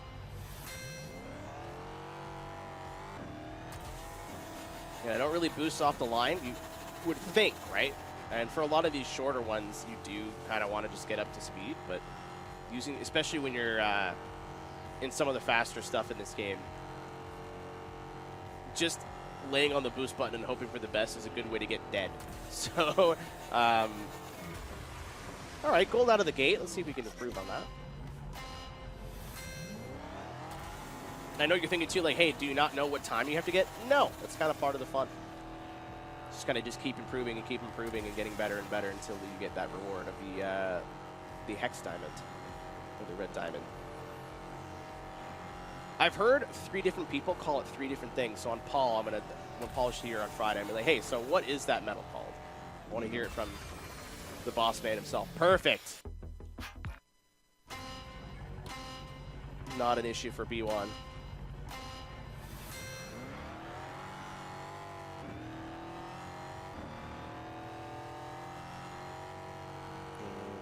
Side here. I didn't boost at all because I think there's a big straightaway coming in. Stay to the left of this side of the bridge because this corner is not that tight. Move it out nice and wide. And this game's available pretty much anywhere good video games are sold. You got a PC and Xbox, PlayStation at home, you can pick up ExoCross, give it a whirl for yourself. Giving Jack X vibes? Yeah, actually, like Jack Race or Jack X is the racing game, right? In terms of the wheels, I was always wondered where like these cars have all looked familiar right off the gate, Dylan. Like I don't know where I saw these from. Absolutely Jack X. Now that you pointed that out, there's another thing too. Is another misconception about ExoCross. I think is that it was combat racing. Combat in the sense of you can run into each other, but there's no weapons or power-ups or pickups or anything like that. The only real arcade-style feature of the game is a boost. The rest of it is just you're on dirt, you're learning.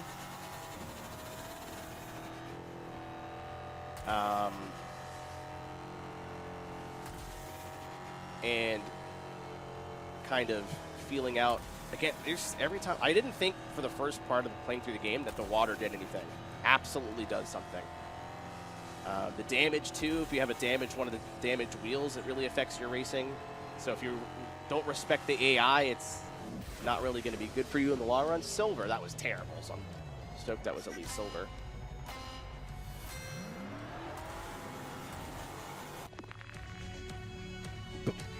Zach Johnson. Can somebody ban Scar in don't actually, I'm joking, that's a joke, don't do that. This game works. Yeah, I was surprised. Again, it was I know I'm playing it with a controller, but when I played through the game myself, I played through it on my wheel at home. And I was like, well, you know, I kind of played games like this before, more console games on wheels before, and it's felt good, but not what I'm looking for as a sim racer. But at least in my hands, if you go to vibration intensity and turn that up, it's a lot of fun on a wheel too. And we talked about it, I've repeated myself here, so I'm sorry to those who are going to hear this for the third time today, but it's something that we talked about a little bit when we were talking World of Outlaws, is that this game is fun regardless of how you're playing it. It's not, well, I need a wheel, or, well, I can't use a wheel because it's made for a controller. No, whatever you have in front of you, you'll have a good time. I'm sure if you looked on the top time leaderboards right now, there's people up there using keyboards and wheels, controllers, and different kinds of controllers. It's really accessible to whatever mode of input that you have right in front of you.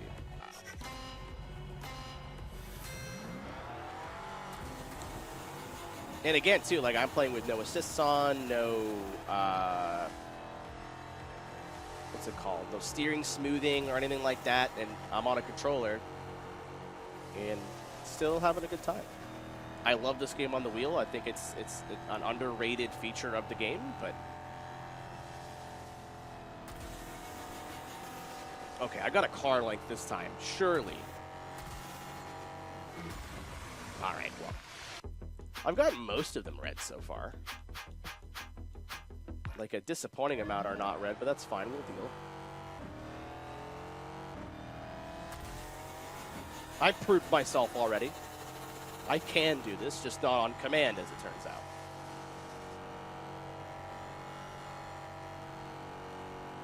This game, too, is a lot of fun at low speed, but at high speed, hopefully we get to get into it by the end of the week. The raised track that you're in midair, it's so fast, and it's so fun to kind of lean on the left rear and then lean on the right rear and kind of feel the car moving around and still be in control. When you find a rhythm in this game, it's very, very, I know when I was streaming it when it came out, a lot of people were like, it's just fun to watch. Like when you have a rhythm and you get going, and the way it moves around is super fluid and very, very fun. I don't know where I'm going. I don't know why I went all the way to the right there. As it turns out, they put a couple studio lights and a camera on you, just forget how to do basic motor functions. To anybody who's ever had to play video games under the lens, I'm so sorry. Oh, we got diamond on that one. All right. Yeah, I think I'm better at a lot of the higher speed stuff. Ooh, this is the one that I think it is. So why am I playing the game on the wheel right now? Again, there's a lot of conception that, well, this is an iRacing product, I need to be on a wheel or it's not going to be any fun or I won't be any good. This is kind of proving the sentiment that, and I've already played the game all the way through on a wheel personally. Automatic gearbox, yeah. I mean, that's kind of still true to off-road. I know the Pro 2s are 3-speed automatics in real life. Way too wide. Way too wide. First use of the handbrake in the whole game here so far. So if you're watching again and you're like, this looks like a lot of fun, we're actually going to have 2 copies of the game to give away as well. So if you're like, well, this looks sweet, but... Hi, Drew. How's it going, Drew? I think he took my comment on the lights a little bit too literally. But, yeah, it's not showing off to, like, you can only play it on the controller. So you can play it on whatever you want. That's still a good time. And because this game is available on consoles, most people on a PlayStation, on an Xbox, will be playing on a controller. way too wide again. I've learned nothing. But, yeah, I think I got my point across. I don't know why I kept repeating myself. You sure can, Zach. Whatever you want, buddy. Yeah, this is Drew. He was just in here. This is his office. I've kind of taken it over for the week to be able to hang out with you guys. And off-road rise. I used to. Oh, speaking of doubles, there they are. I used to. It's I don't have TV at home. Like I don't have cable or anything at home. So especially now that I watched Crandon last year because it was on. I had it on streaming. But definitely my much as I've gotten into off-road on iRacing, I should follow the real series more. I know Chris Leone's in the office right now, just seething that I just said that. He's like, "What do you mean?" But so I think what I'm going to do here is get gold and then kind of give it 3 stabs at author. We're back in the booth, gentlemen. I think Cisco, Dad. I had to turn my headset on. Oh, there we go. I did the classic eSport driver blunder of not unmuting my own microphone. You have so many people listening to this right now pointing and laughing at you that you've probably yelled at for that exact thing. Yeah, exactly. Pull it up. How goes the challenges? I was working on something else, so I haven't been watching. How are you doing so far? I thought I would be like getting diamond first try because I've gotten diamond all these on my save. So what you're saying is I have to cross out what I had written down for you later on what we're doing on this game? Well, I made a game time decision, and the main goal is to get golds and show off as much of this first tier of events as possible, and then kind of give it 3 tries to get diamond. And if I don't, we move on. Yeah, because otherwise you're going to run out of time because, well, I just put up your hosted session too, so. Yeah, and I mean, you watched me stream this. Yes. I will hyperfixate and do this for 5 hours. Yes, you will. You will be here. We'll turn the stream off. We'll leave. We'll come back tomorrow, and you're still here. Yeah, I won't be happy until, that's my one toxic trait that I guess. For the trip to see. So again, I'm a drift guy. Crandon and there's an event in Shawano called Final Bout, or shout out to all my drift people, are all the same weekend. So the goal is when I've got a bit more time and am able to travel, to do both in the same weekend. I think that'll be a lot of fun. Cisco, so I walked into Drew's office yesterday, and I stared. Yes. I'm not making this up either. I stared at this piece of red wall behind me. Yes. For a good I can talk about that. 15 minutes before realizing what it is. So I think you could tell the story better than I can. So Drew can tell the story a lot better because he's been a part of kind of the very beginning. So I came into iRacing about 2020, right at the start of it. And when we put this original version of this room together, so we've been doing broadcasts out of here since I started back in January, February 2020. And it actually didn't used to be this size. It only went to about where you see the door behind my shoulder here, where you can see Justin. Hi, Justin. There he is. So the door used to only go, that was the edge of the office because this is a traditional office building. However, we ended up expanding in basically between 2020 and 2021 just because we needed the space because we had so much going on. Because originally the plan was all we were going to do is do like a couple broadcasts and then the pandemic hit. And all of a sudden we're dealing with TV, we're dealing with all these different partner streams that we did and everything going on, and we realized, we need way more space, and this is a lot bigger of a deal for us. So that piece behind you is actually a chunk of the wall that we knocked out when we renovated the room, and it's sort of a memento for Drew and I because it was a long time for us. We lived here, as Drew just said, we lived here for basically that entire year. And got to do so many crazy things, work with so many awesome people. But it was definitely, an amazing experience for us both and something we'll probably remember for the rest of our lives. But that's kind of our memento from that, was a piece of the wall of the room that took us through the pandemic and into now even today. And there's been so many iterations of this room. We've shown this a couple times in broadcasts, whether it have been the MS charity races or otherwise, but it always evolves. And it's going to evolve, I think, in 2 weeks after you're gone, too, because we have another version of this room that we're going to end up swapping a bunch of stuff around during the build. So it's continually evolving, just like the iRacing product. We're always trying to improve and find ways to do things better. So when are you putting in the 3 feet by 3 feet portrait of me? When is... I've sent you several pictures. I've been sending you pictures for weeks, actually. Yeah. You want us to install a giant statue of you in Montreal, right? Yeah, sure. Why not? In the park or whatever, that you just have a statue of yourself, something like that. Yeah. Every French Canadian listening to this now is going to be mad at me. Yeah. I do see Ian and I see Ben in chat asking, what's this deal with hosted? We're doing a little bit of hosted AI after this. So I just set it up. Yeah, about 15 minutes from now. I believe you have a championship to complete as well before we're done with Exo today. By the way, in chat, if you haven't already, if you've been chatting at all, we're gonna reach out to you because we're giving away a couple codes today, tomorrow, and Friday. So if you're interested, drop a chat message in, say hi. I think Kevin and Doug are behind the scenes sort of picking out who's doing it.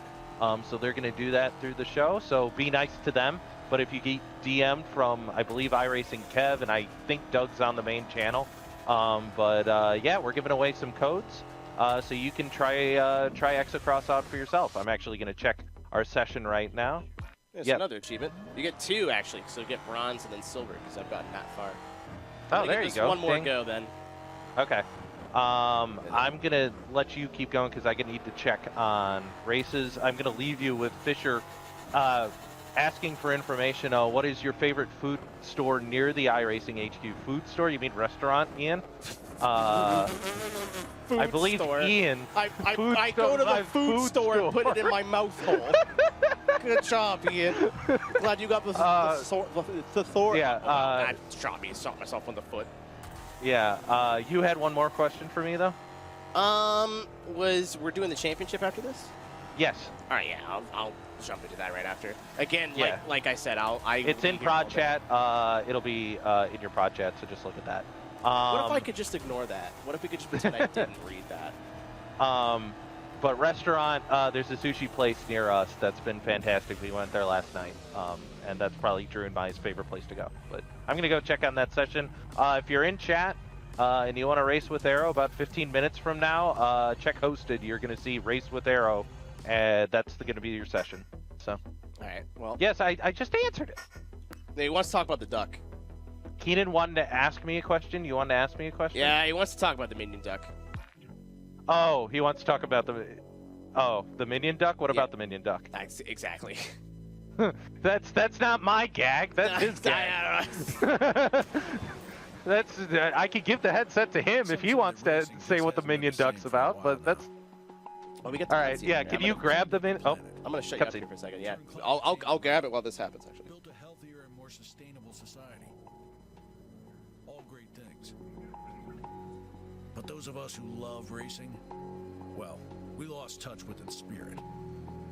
When personal transportation devices went away, and sim racing was all we had left, cars and tracks didn't connect with us like they used to. It's hard for sim racing to mean much when you've never felt what was being simulated. That's when someone had the bright idea to send unmanned cars to space. It sounded crazy, but what good idea hasn't at first?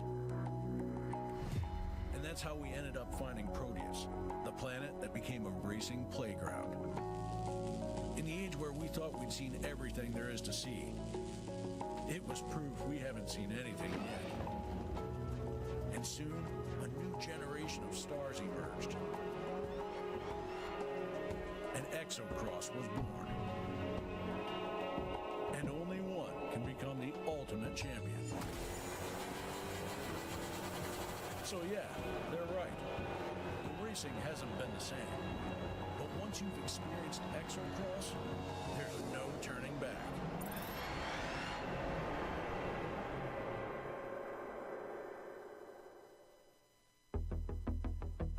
All right, so we're going to see if we can get the gold of the Vulcan XC 1500 Open. There's 2 championships per vehicle.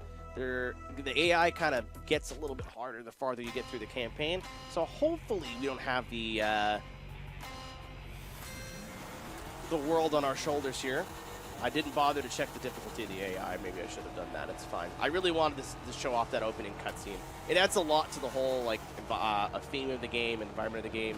I just hit myself technically. I'm sure some of you might recognize some of these names here in the opening championship, which is kind of cute, based off of some people in the ES2 Motorsport community, which is all Chris Leone.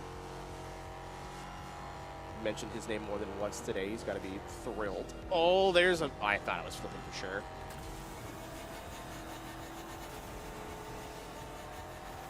And I was hoping we get to talk to Chris at some point today. It looks like we've got a kind of full schedule. I know he's busy, busy too. So hopefully by the end of the week, because there is... Oh, hello, hello.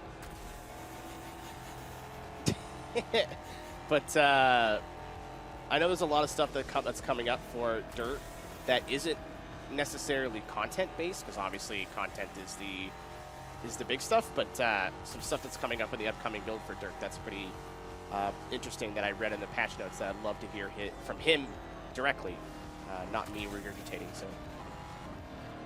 that might be part of the old post-show, which we'll get into, and the more conclusion of the hosted race, which will be starting in like 8 minutes or so. Oh no, we're going the wide way. This was my plan all along. It wasn't my plan to do it with no boost, though. That wasn't necessarily my best idea. Another thing, too, is there's the 3 tiers of vehicles, but it's not like they just get faster. They all drive very differently. This is obviously the intro vehicle. It's still got characteristics and feel of a lot of those later game stuff, a lot of the later game vehicle, but it's not quite all the way there yet. The second tier vehicle is in the middle. Like the Vulcan's really easy. Second tier vehicle is like, okay, well, we're going faster, but the weight coming down also plays a huge role. It gets a lot more unforgiving on the steering. I don't know if twitchy's the right word, but just you can't slam it left and right and kind of hope for the best. You kind of have to be patient and careful on the throttle. I said it a little bit earlier too with the Vulcan. You're kind of just using the boost. It's tempting to use the boost whenever you get it. With the 7000, I barely touch the boost meter because it scares me. Like you just start wheel spinning and don't go anywhere. So totally different experience. Another achievement.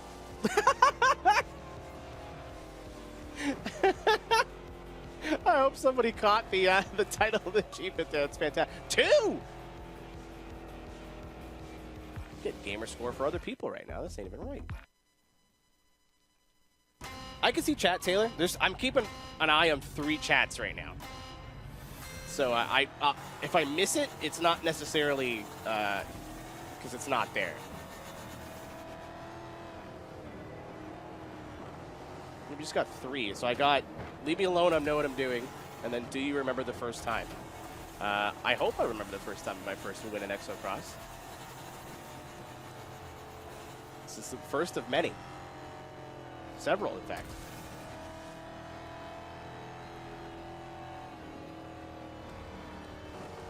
I love the difference in environment, too. This is a bit more sandy. You feel it in the road, too. See the bloom of the sun and everything. And on PC as well, this is not a big download either, which was shocking. I was like, okay, well, I'll make sure I've got all evening to get it set up because I'm going to stream it tomorrow. No, it took like 20 minutes. It was not long at all. And I've got Canadian internet, which is great. It's good. What I call good. Oh, I should have... You fool.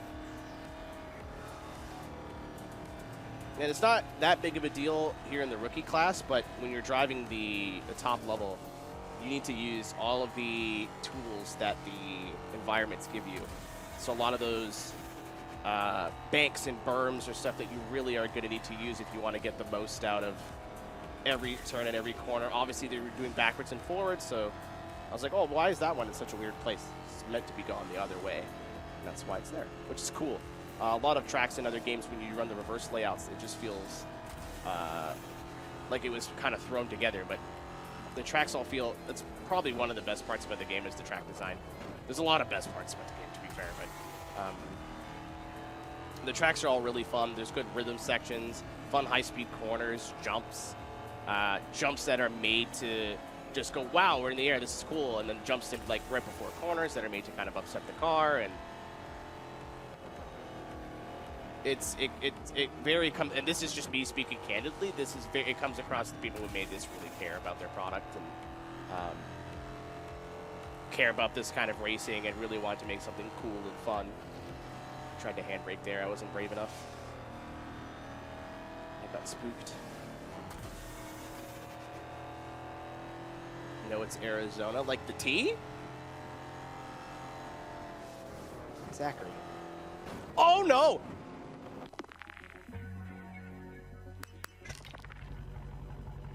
Ignore that. Don't pay attention to that. Everything's fine. Don't worry about it.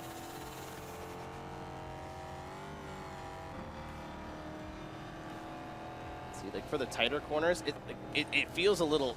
Oh, we're shrooming. Everything's fine. Yeah. This is not the last time we'll play the game this week. Well, I was gonna say that. I was like, I'll make sure I have the AI kind of scaled a bit more properly for the next one, but we're racing now. We're kind of running out of time here in terms of the. Oh no, that's wide. That's wide. That's wide. Sir, car left. Thank you. Who do you think this is? C-Fix? You can't just put me on the wall like that. All right, sweet. We're there. I was like, if I throw this win away, I'm going to feel very silly.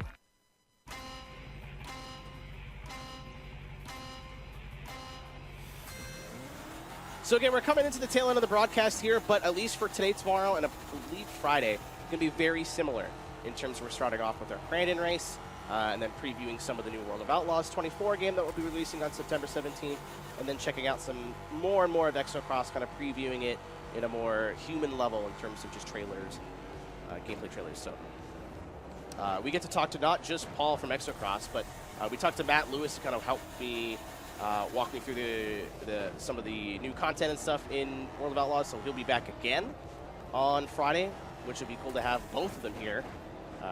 I'd said it to him too, and I mean it, is I'm gonna cheat a little bit, allegedly. But I said to him earlier, it's just cool to hear people who are passionate about the thing talk about how they're passionate about the thing.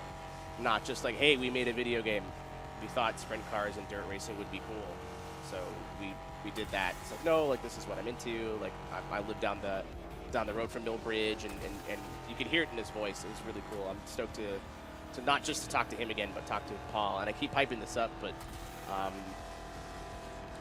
if you don't know who Paul is from ExoCross, you're gonna learn who he is on Friday. Been trying to leave his last name out to not, so people don't Google it and spoil the fun, but Paul Coleman from ExoCross. I didn't forget. I don't know why Drew assumed I forgot.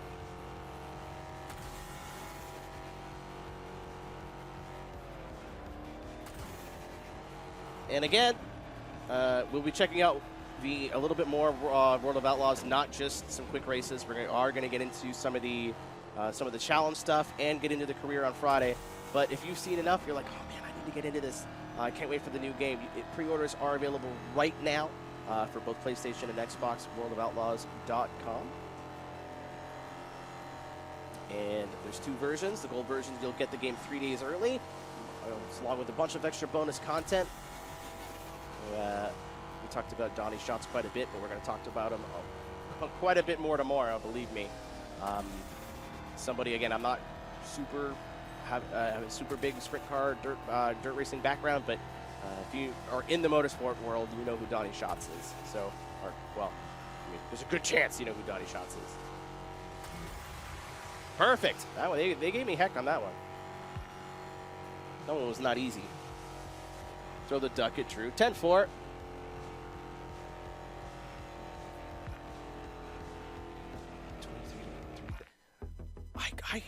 Everyone at iRacing just talks about baseball and football all the time.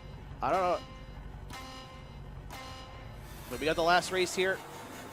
We've won the other 3, so I think we've kind of got this on points, but if this is the track that I think it is. Oh, no! Everything's fine. Don't worry about it. We'll fix it in post. We're not streaming this, right? This is not live. We're gonna need to edit this after. Oh, this is live. Great, fantastic. Well, that was a bit ambitious for me, I think. I'm gonna, excuse me, pardon me. ExoCrossers. Oh, I wish I could have taken this corner properly and use the berm a little bit. That's another thing too. Just like use all of your environment. Some of these corners are banked. We talked about it a little bit in the Crandon race where you kind of want to come up and use the banking. You'll see a lot of those steel banks too. When you're really going fast, those are useful. That's useful. But even then, like just seeing the, oh, well, there's like a little bit of a camber change in this corner. I don't know why I went this way. No idea why I went that way. Not a clue. I just saw environment, drove right for it.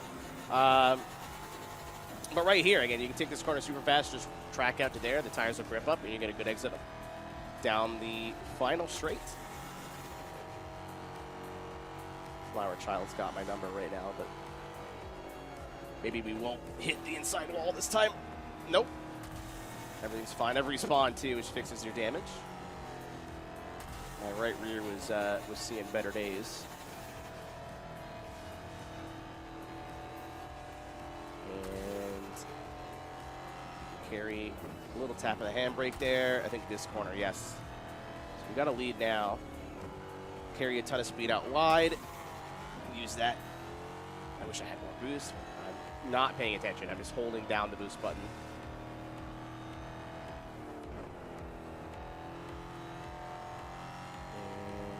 And out wide, kind of late. Perfect.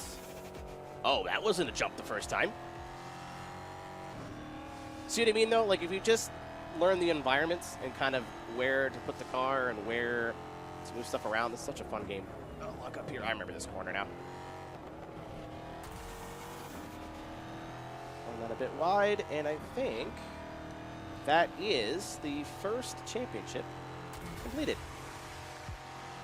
Could have been a little bit less scruffy, but we got there.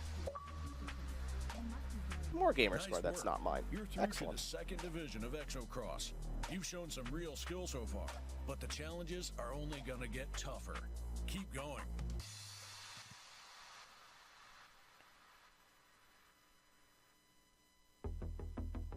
People need to stop sleeping on Estonia. Dude, Estonia is a really popular environment for ExoCross, as it turns out.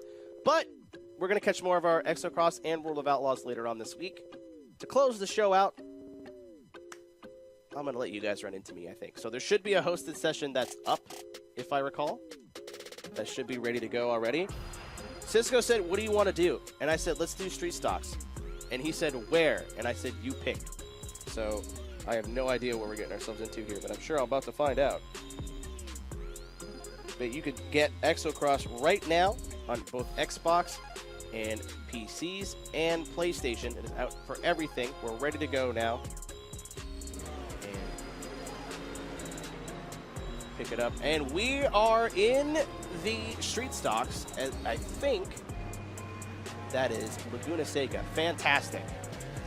We did it a little bit with the MS race. I ended up commentating, so I couldn't race, but I was really sad about it. These cars are so fun on road courses. They are a blast on road courses.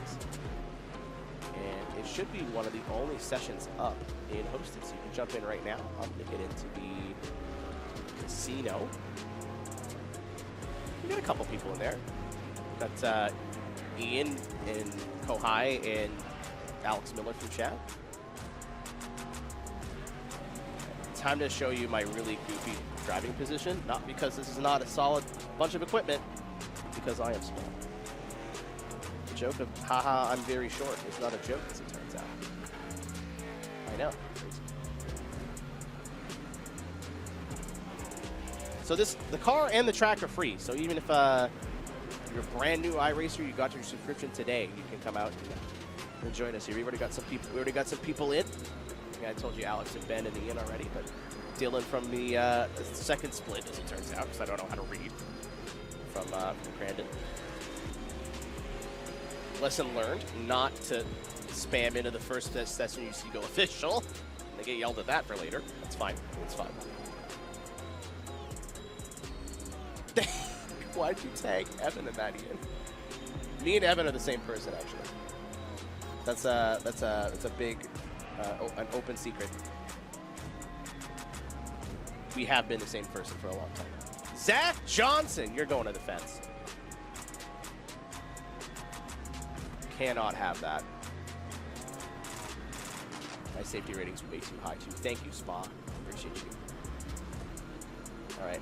Dale Earnhardt, yeah. Zach just showing up to the broadcast when he feels like it. I usually have my stick shift at home. I'm gonna try using the clutch, but just in case I'm dumb and I forget, I'm also going to the game back up.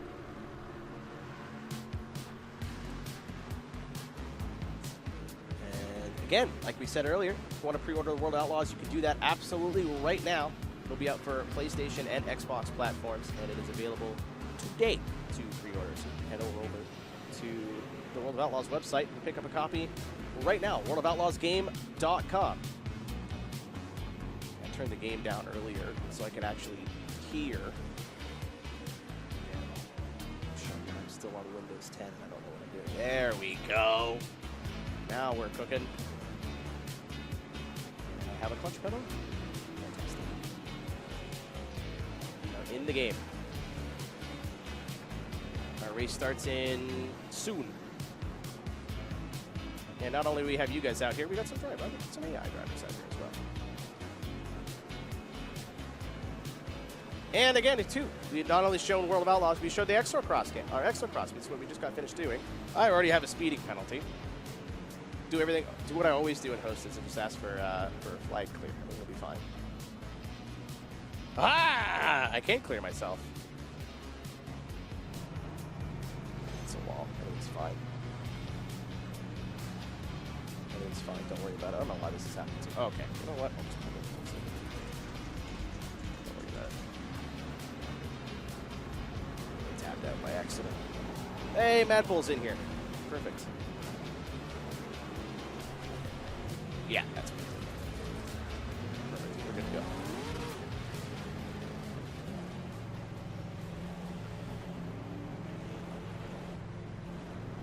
This feels like the longest pit lane in the world. To anybody that the top of the screen is going to annoy, excuse me, I apologize. I clicked away. It's not coming back. I don't want to break it.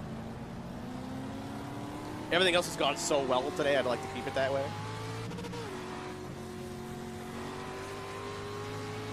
All right, I've been informed I get 2 laps to figure this out. So the goal is to finish in the top half of the field. All right.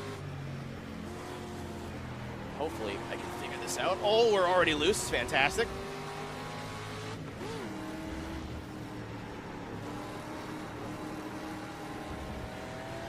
Sweet. Obviously, you could drive these on the ovals where they belong. Cool that there's more than did my first heel toe with the paddle shift. That was fun. You could drive these on the ovals where they belong, but really, really fun road course cars. Slightly off topic, but a lot of the oval stuff's a lot of fun on road if you give it a try. The Legends car, not necessarily the 87's good, but the Legends Ford is a oh, there's a corner there. It's fine. There's a riot around here. And obviously we're going to do talk about some new build stuff at some point, but the mini stock I'm really, really excited to see if that's as fun around road courses as this thing is. That's all right. We're about to put it on pole. So mock me all you want. I'm not the one with the minion duck in my He has burst out the door and is on his way over here.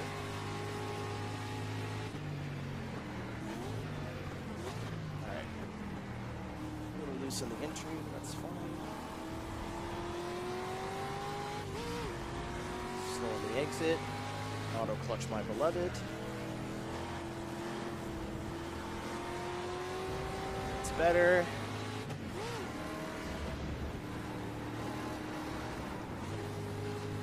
I think fourth was a bit optimistic.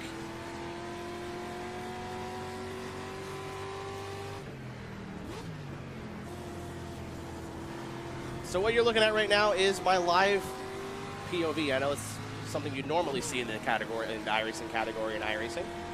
Or Twitch, I don't know, I said iRacing 5 times there, it's on there. There's a corner there. But that's the result of me misclicking, so don't blame anybody but me on that one. I'll take the responsibility for that. I don't know how I got away with that on the brakes. Slap's not going to count. It's okay. That was brave. Had my Wheaties this morning. Go for the run out of the corner there.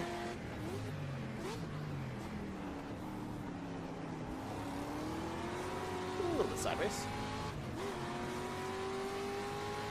And where are we on the list? 139.3. 14th. I'll take 14th.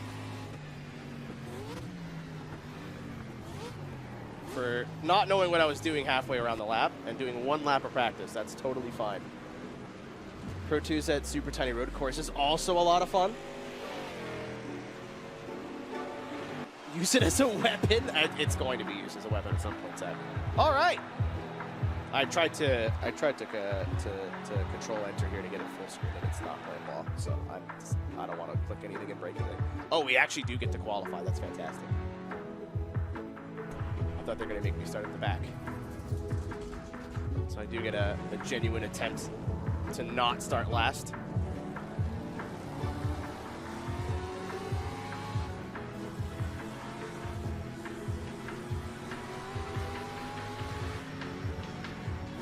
And of course they're focused on me. Great. It's like I'm in the office or something. Again, it's super thankful to everybody over at iRacing for the opportunity to not only be able to show you guys some stuff that I love, which is dirt racing, whether that's in this chair or not, and hang out is a privilege. Been on the sim off and on since 2013, so super thankful, super grateful to everybody out here at the office. They've been so welcoming. It's been such a warm environment. Except for the whole playing music to make fun of me thing, but that's fine. I would have done that to me too. That's may not be a 4th gear corner.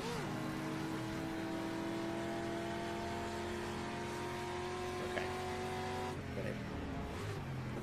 Can I brake at the top of the hill? I don't think so. Let's not Zenardi that one. Much better. Oh, that's still not a 4th gear corner, as it turns out. All right, that's better. I thought I was off. Oh, I still got an off track. Okay. The dreaded 1X. This isn't Spa, but they're still everywhere. Not my best run on the straightaway, but we'll take it. We're doing it live. Oh yeah, I tried it a couple of seasons ago, Ian, with the dirt or the street stock on dirt road, but the dirt street stock on road courses is also a lot of fun. I know, again, shout out to ES2 Motorsport. That's part of their off-road endurance series they do, or at least it used to be. All right, back a second. Leave it in 4th here, just left for braking. Nah. I think I'm over-revving the car too, which is not helpful.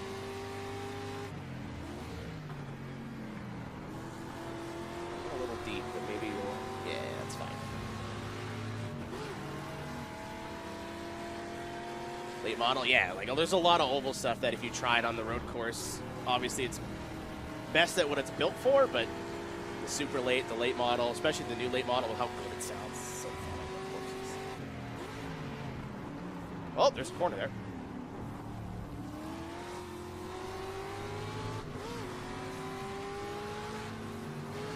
A lot of people listening are going to go, wow, is he using auto clutch? Yes, I am, because I'm a baby.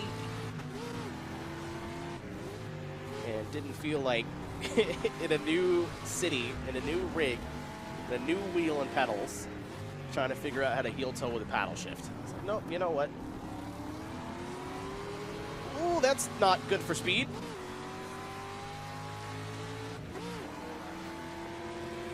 Are they going to let me get both, or is that, am I taking that one?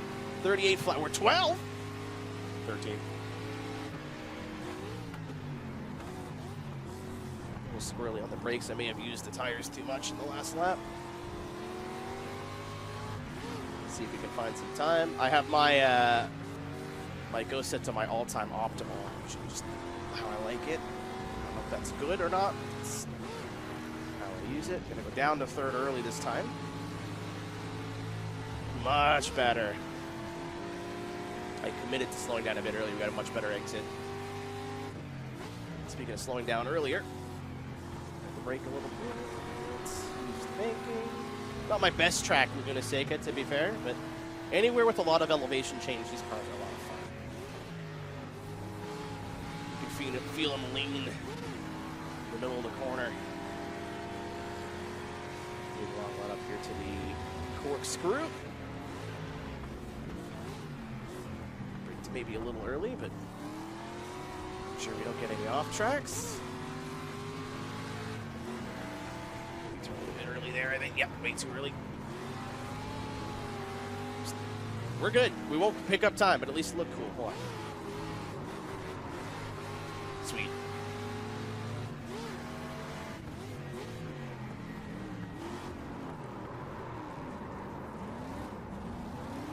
I tried. I tried. That didn't go anywhere real as good as I hoped. That was the corner before was nice. That one was not great. All right, we'll take 13th if we don't get beat. There's like 40 some odd cars with the AI, so.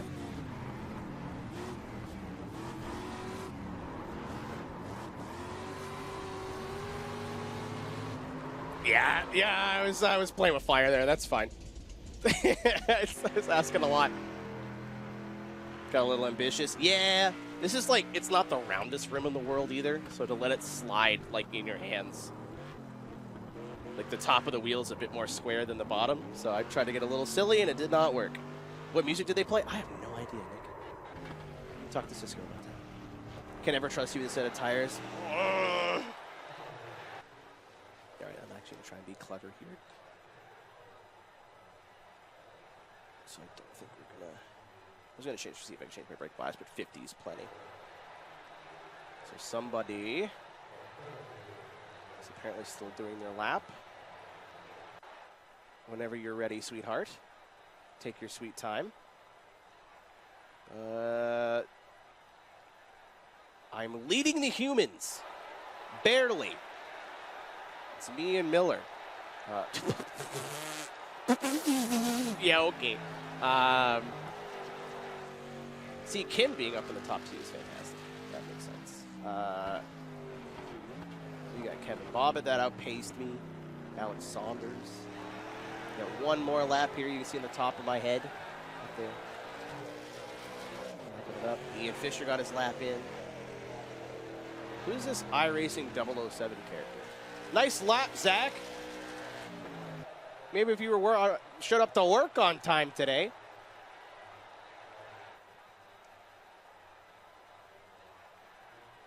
What difficulty? I don't know, Ben. I mean, to be fair, you got to get used to the car and the track in not a whole lot of time. I think I read 20 minutes, so we got enough time to get comfortable. It'll be about, I think, just over 10 laps.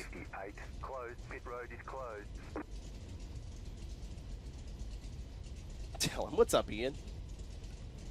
Our resident Iowan. Or not a resident, that's the wrong word, but it's fine. You know what I mean. See, I may not be fast, but I have the intimidation factor. He's fair. He's quaking in his shoes now. You are no longer. I've lost the privilege. Wait a minute. I think I know what's coming here.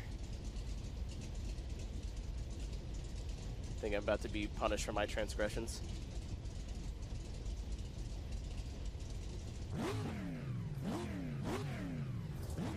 I always forget that you could see the throttle cable, dude. How have I never noticed that? Food stores. Food store. Bring nutrition. Make food goodly. Healthy. Live. Vitamin D. Good for skin.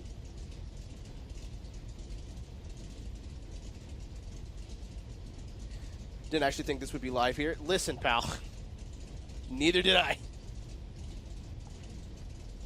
But, man, if you didn't see enough crashing today with all the dirt we've done, this is going to be about a 20-minute car crash. Dale, protect me.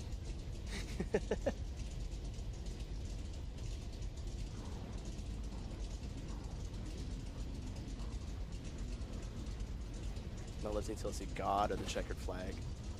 Brother! This is a standing start, right? 3, 2, 1, go. That was a joke. Don't do that. As long as I beat the ketchup and mustard car up there, I think we're good. As long as I got Randy Cassidy. Nothing against Randy Cassidy. And we need to usurp. Yep!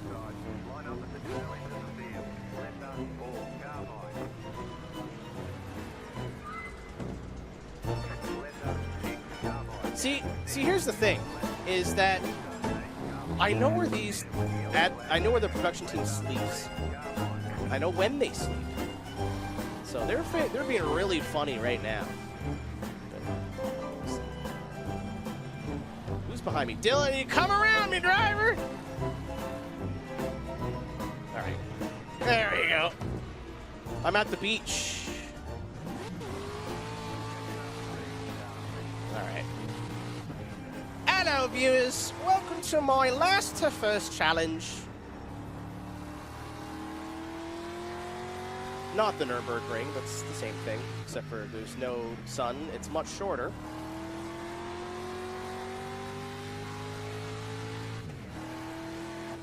What if I just ran Zach over right now? What if I just, before he even got to the line? No, because then he's gonna hit me back.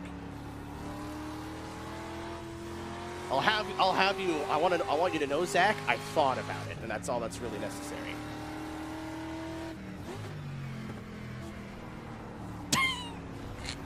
Dylan, no. Road. Car made for road. All right. So we're starting what? 40th? We've got, I think, again, I saw 20 minutes. So if we can get into the top 20. The AI is still the AI, but at least, like, I thought I had a pretty good first lap there, so. Let's see what we can do. Dylan is making it as possibly as difficult as he possibly could. Somebody do something. Tyler. What are we up to, Tyler? Somebody saw an opportunity to get on the TV, I think, and he took it, and I respect it. All right.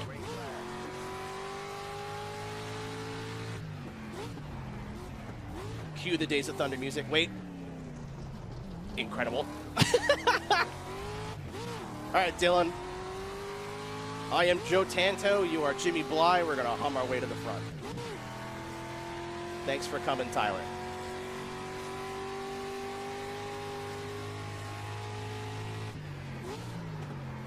Oh, why did I think I could get away with that much braking?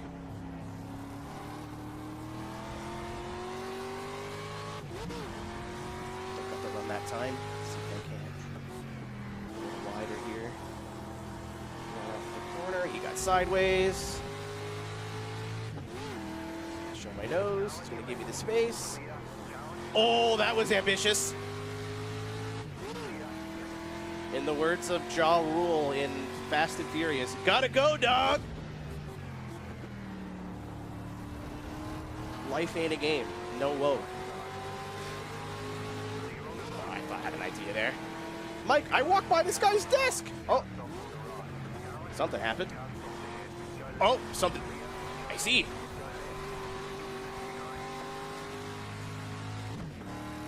Everything that was planned, actually. As intended.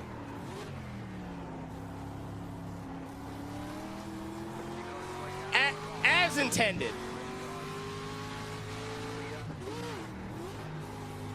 Zach Johnson and Throttle Control. Name a better duo.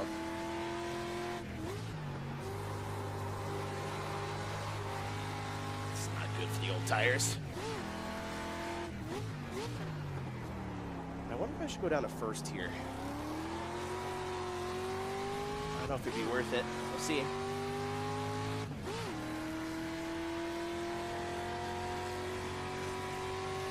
All right, I think we got a really good start. We're 27th, so we still got some work to do. End up qualifying 13th. I think it would take a lot of good fortune to get all the way up to where we qualify, but let's go for it. Why not? I got Otto on my inside. I think I was a little bit aggressive trying to pinch him there.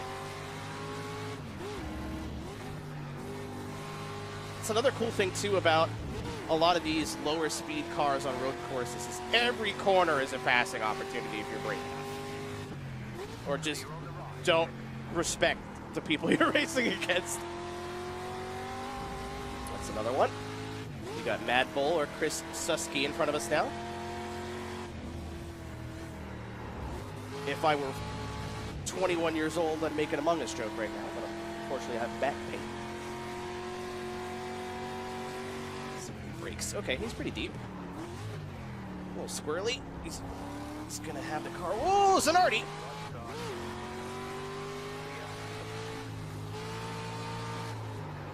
There's an apex there somewhere, I'm sure.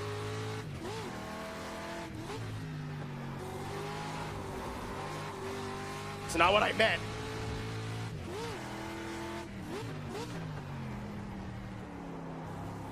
This big arc. A little bit more patient. I'm wearing shoes today too, and I'm usually a sock driver, but I feel like taking my shoes off, so I'm a little bit more ham-footed on the throttle. I've got so many excuses, chat. I came prepared. That was a bit deep. That was a bit deep. That was a bit deep. That was a bit deep. We're still good. Everything's fine.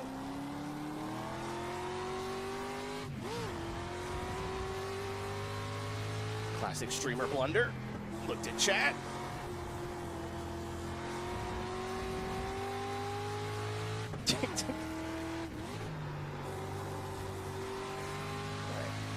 Rhythm time. Rhythm time. Oh! Are they gonna do it again? Are they gonna get me again? Or is this supposed to feel that? I can't tell if this is for the sake of competition or just to put me at the back again. Alright. I've been informed. First of all, they told me they're not going to put me at the back again. This absolutely means they're going to put me at the back again, but maybe they will. I don't know why. Cisco wouldn't lie to me. Cisco wouldn't lie to me.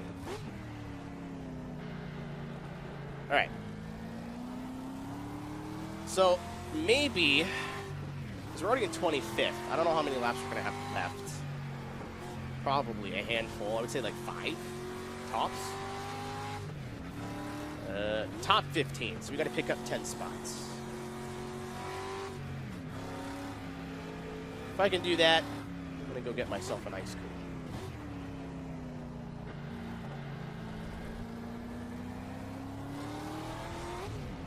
All right. So unfortunately, we'll be pacing for the next 6 years. May grow a second chest hair by the time we're done all this pacing. We got Ian Fisher in front of us too. Speaking of ES2 Motorsport regulars.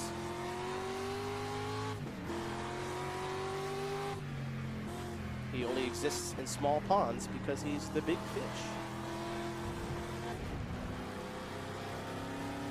Eyes on the road. I'll do what I want. That probably. Ice cream. Listen, pal. If I've learned anything by being lactose intolerant, is that you just ignore your lactose intolerant 95% of the time. It just gives you something to complain about. And that's almost more worth it.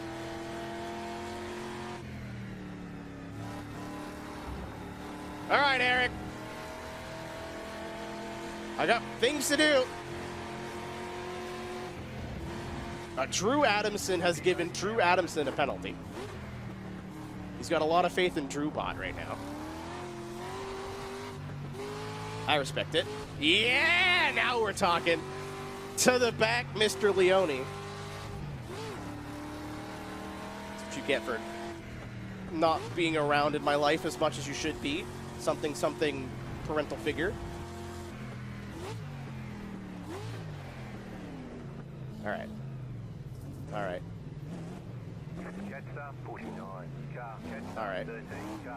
Oh, I see what he's doing. So everybody who's been in and around the office today is getting going to the back. Excellent. Sean, poor Sean Bot's like, what did I do? Nothing. You're fine, Sean.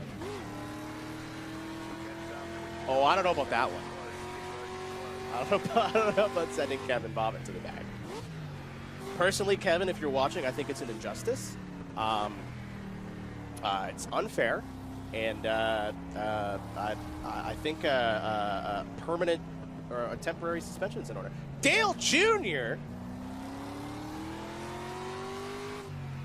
Somebody has gone mad with power in the iRacing admin room. I almost ran over Chris Hudek, and then got run over by Chris behind me, but it would have been me. Ugh. Where was Dale? How far up was Dale? Either he was caught in the kerfuffle coming out of the kink, or the. I told Josh Lee I'd say cattywampus at some point today, so there you go.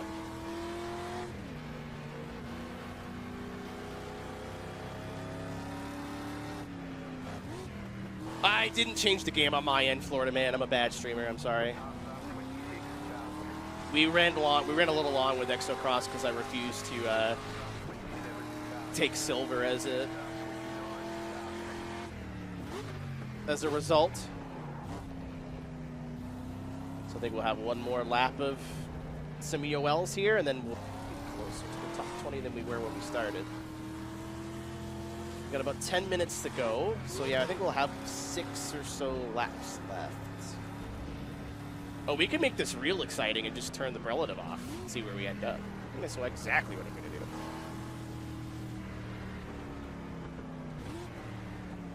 Some sort of information? There's standings.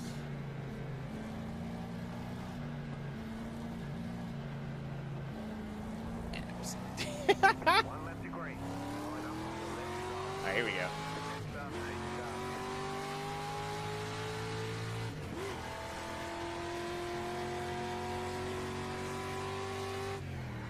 Oh, and we're dope. Oh, this is great. There's no way this will go poorly. Yeah, we're just outside the top 20. Zach, I spun under my own power because my arms are made of spaghetti and banana peels, Johnson, yes. Cooked spaghetti. Oh, interesting. Yeah, they put Junior in like super jam. I don't know what he did, but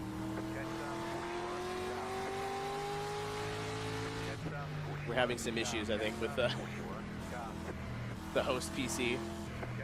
So what I'm gonna do, right, is wait for everyone to blink when we go green and see if I can drive through as many AI as possible.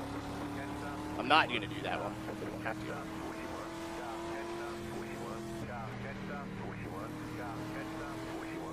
We're live TV, pal. Everything's great.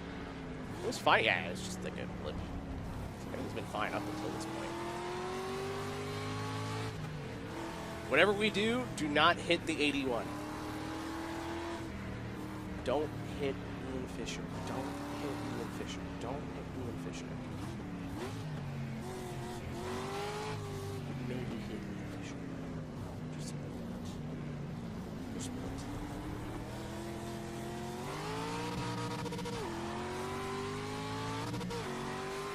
burning fuel right now.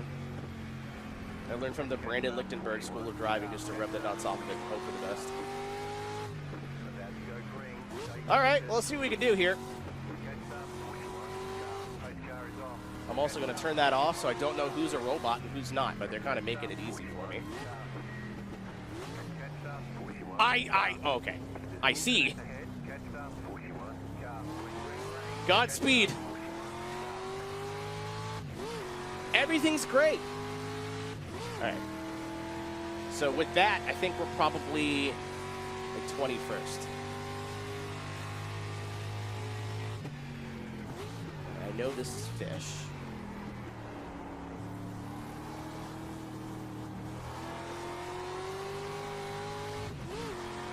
So don't send him to the realm. Keep the car on the track, maybe.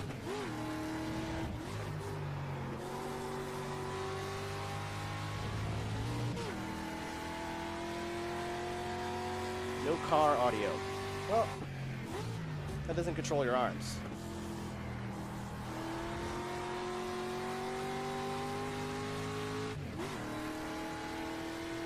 Nope.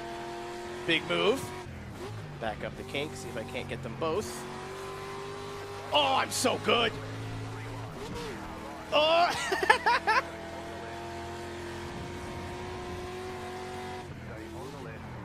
Uh-oh, uh-oh, uh-oh, uh-oh, uh-oh. I thought I just killed my friend. I thought I just ran my friend over.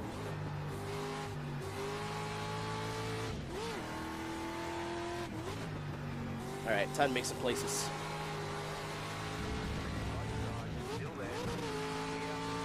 Oh, I see what he's done here. I followed him off! Johnson! You're fired. Severance. I don't know what they call it here. P45.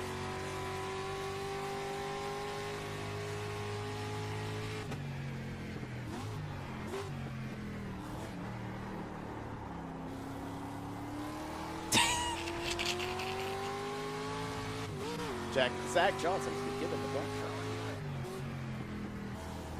card. That's going to leave a scar. You get it? Since he's Twitch name. You'd know that if you were in the Twitch chat. Okay. I see positions up there.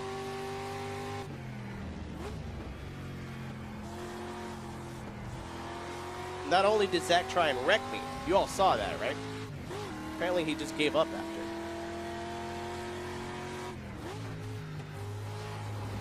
So not only is he a jerk, he's a quitter, and I'm not sure which one's worse. I'm just making fun of you, Zach. I won't subscribe to this propaganda. They told me to come play a character. These lines have been fed to me all day. Actually, I haven't had on my own thought in the last hour and a half. It's been great, actually. My brain's never been this free to roam. Which I mean by, it's just been like the monkey hitting the cymbal the entire time. That wasn't a line, that was a creative choice. I keep using the whole brake pedal like it's not gonna do that every time. The voices in my head, the bugs are back. Same physics-wise.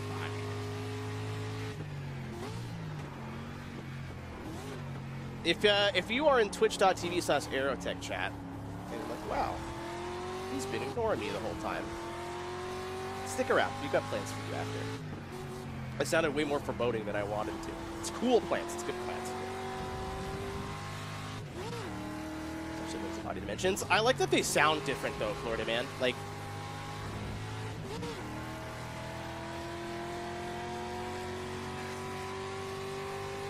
I miss my wife, Chris Leone. He's here. You can tell him that yourself. Share a low-carb monster. I can't even make fun of that. I started making low-carb monsters because of Chris. I'm gonna hit that. Bad things are gonna happen. There he is. There he is. It's like Chris Leone. It smells like farts in here now all of a sudden. I don't know if that's correlated.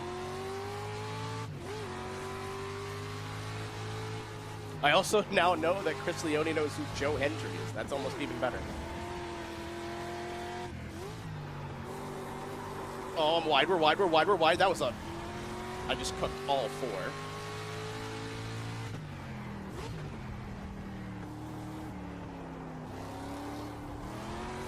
All right. He just like jammed his head in the door. Fisher Ian. You guys probably couldn't see it, but a little loose up front. I'm talking a lot of smack for somebody who hasn't hit a breaking point in the last 45 minutes.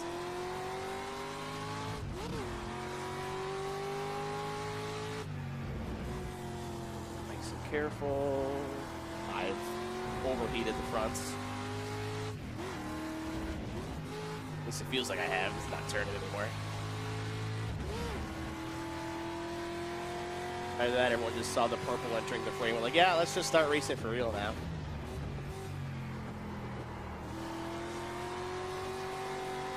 Oh, that was nice.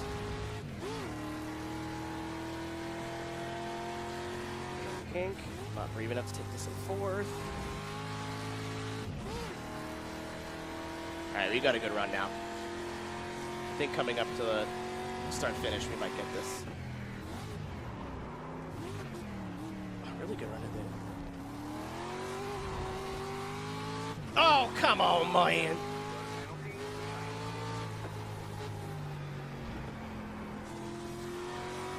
I demand a recount.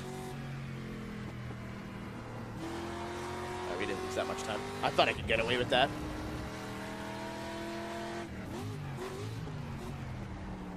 Okay. Well, whatever position in front of us, I think that's going to be our theoretical best here now. You caught them before, we can do it again. I did get to hug him today, Fisher. I've known Leone for so long now. I'm glad that the stars aligned. Last time I was here, he was... I forget where he was, actually. I was going to make a joke about it. He was somewhere cool. Pikes Peak, that's where he was.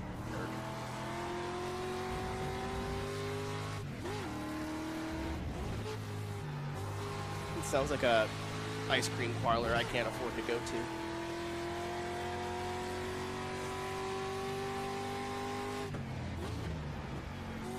All right. For the non-Canadians watching, I'm going to use a term right now. We are giving her. That's about as much as I dare. Trying to make up this last spot. I don't think I'm catching the cars in front unless there's a considerable coming together. So we'll be back tomorrow. Oh goodness. For day 3 of Crandon. We will check in on the points, see who makes it into the super session. Again, we've got a lot more for you. If you enjoyed today, you're going to enjoy tomorrow. You're going to enjoy Friday, especially you're going to enjoy Friday. And then Saturday is the big day with the two super sessions. And you can check out World of Outlaws, available pre-order right now, worldofoutlaws.game.com for your Xbox and PlayStation consoles. You can buy ExoCross right now wherever good video games are sold. PlayStation, Xbox, and Steam. And obviously you can join iRacing, right? Oh, you fool! You fool! If I get a track cut for this. Okay. If you want to join the iRacing service and be a part of the fun, get that link right there. Come and join us. Whether you're on asphalt, dirt, or anything in between, there's something for everybody out there in the iRacing service. And coming together has happened.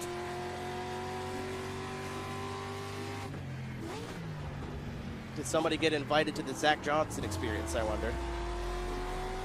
Oh.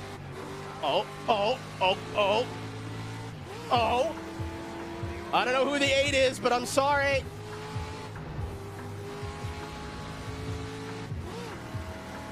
Mostly Mike Burris had enough. Oh, that was brave.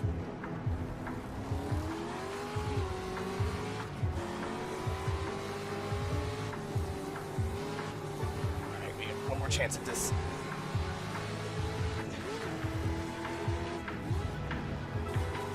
Oh, we got a chance.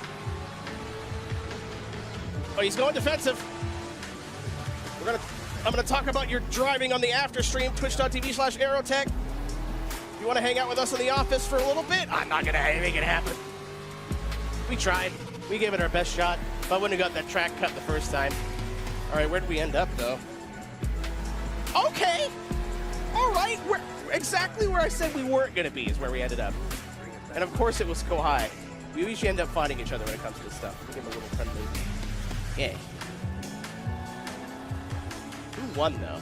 Oh, hi, Alex. Ow! Oh, there's Zach. Fantastic. Oh, my gosh. Who won? John Henry gets the win with Kim Berry 5 seconds back in second. And as predicted, Alex Miller in the lead, or in the lead for the humans. Ladies and gentlemen, I hope you had fun today because I had a blast. We're going to be here tomorrow. We're going to be here Friday. We're going to be here Saturday. So come back. We'd love to have you here. If you not ready to leave just yet, come on and join us over at twitch.tv/aerotech. We'll be back here about a 5-minute step away. I know I got to head to the little boys' room. And I haven't come up with a funny name for it yet. I called it the Aftercast, but surely you can come up with something more clever than that. We're going to hang out here in the office and talk about what we've been up to for the last couple of days, how we got to this point, and maybe chat with you guys a little bit more. We were a little busy today. So thanks for watching. If you're on the iRacing side, again, you can come over us and join us on twitch.tv/aerotech. Check out worldofoutlaws.game.com. Pre-order right now. It will be available September 17th, and you can buy ExoCross right now at any point in any console that's worth playing, which is PlayStation, Xbox, and PC. Thanks for joining us. We'll see you next time. Take care, and see you tomorrow.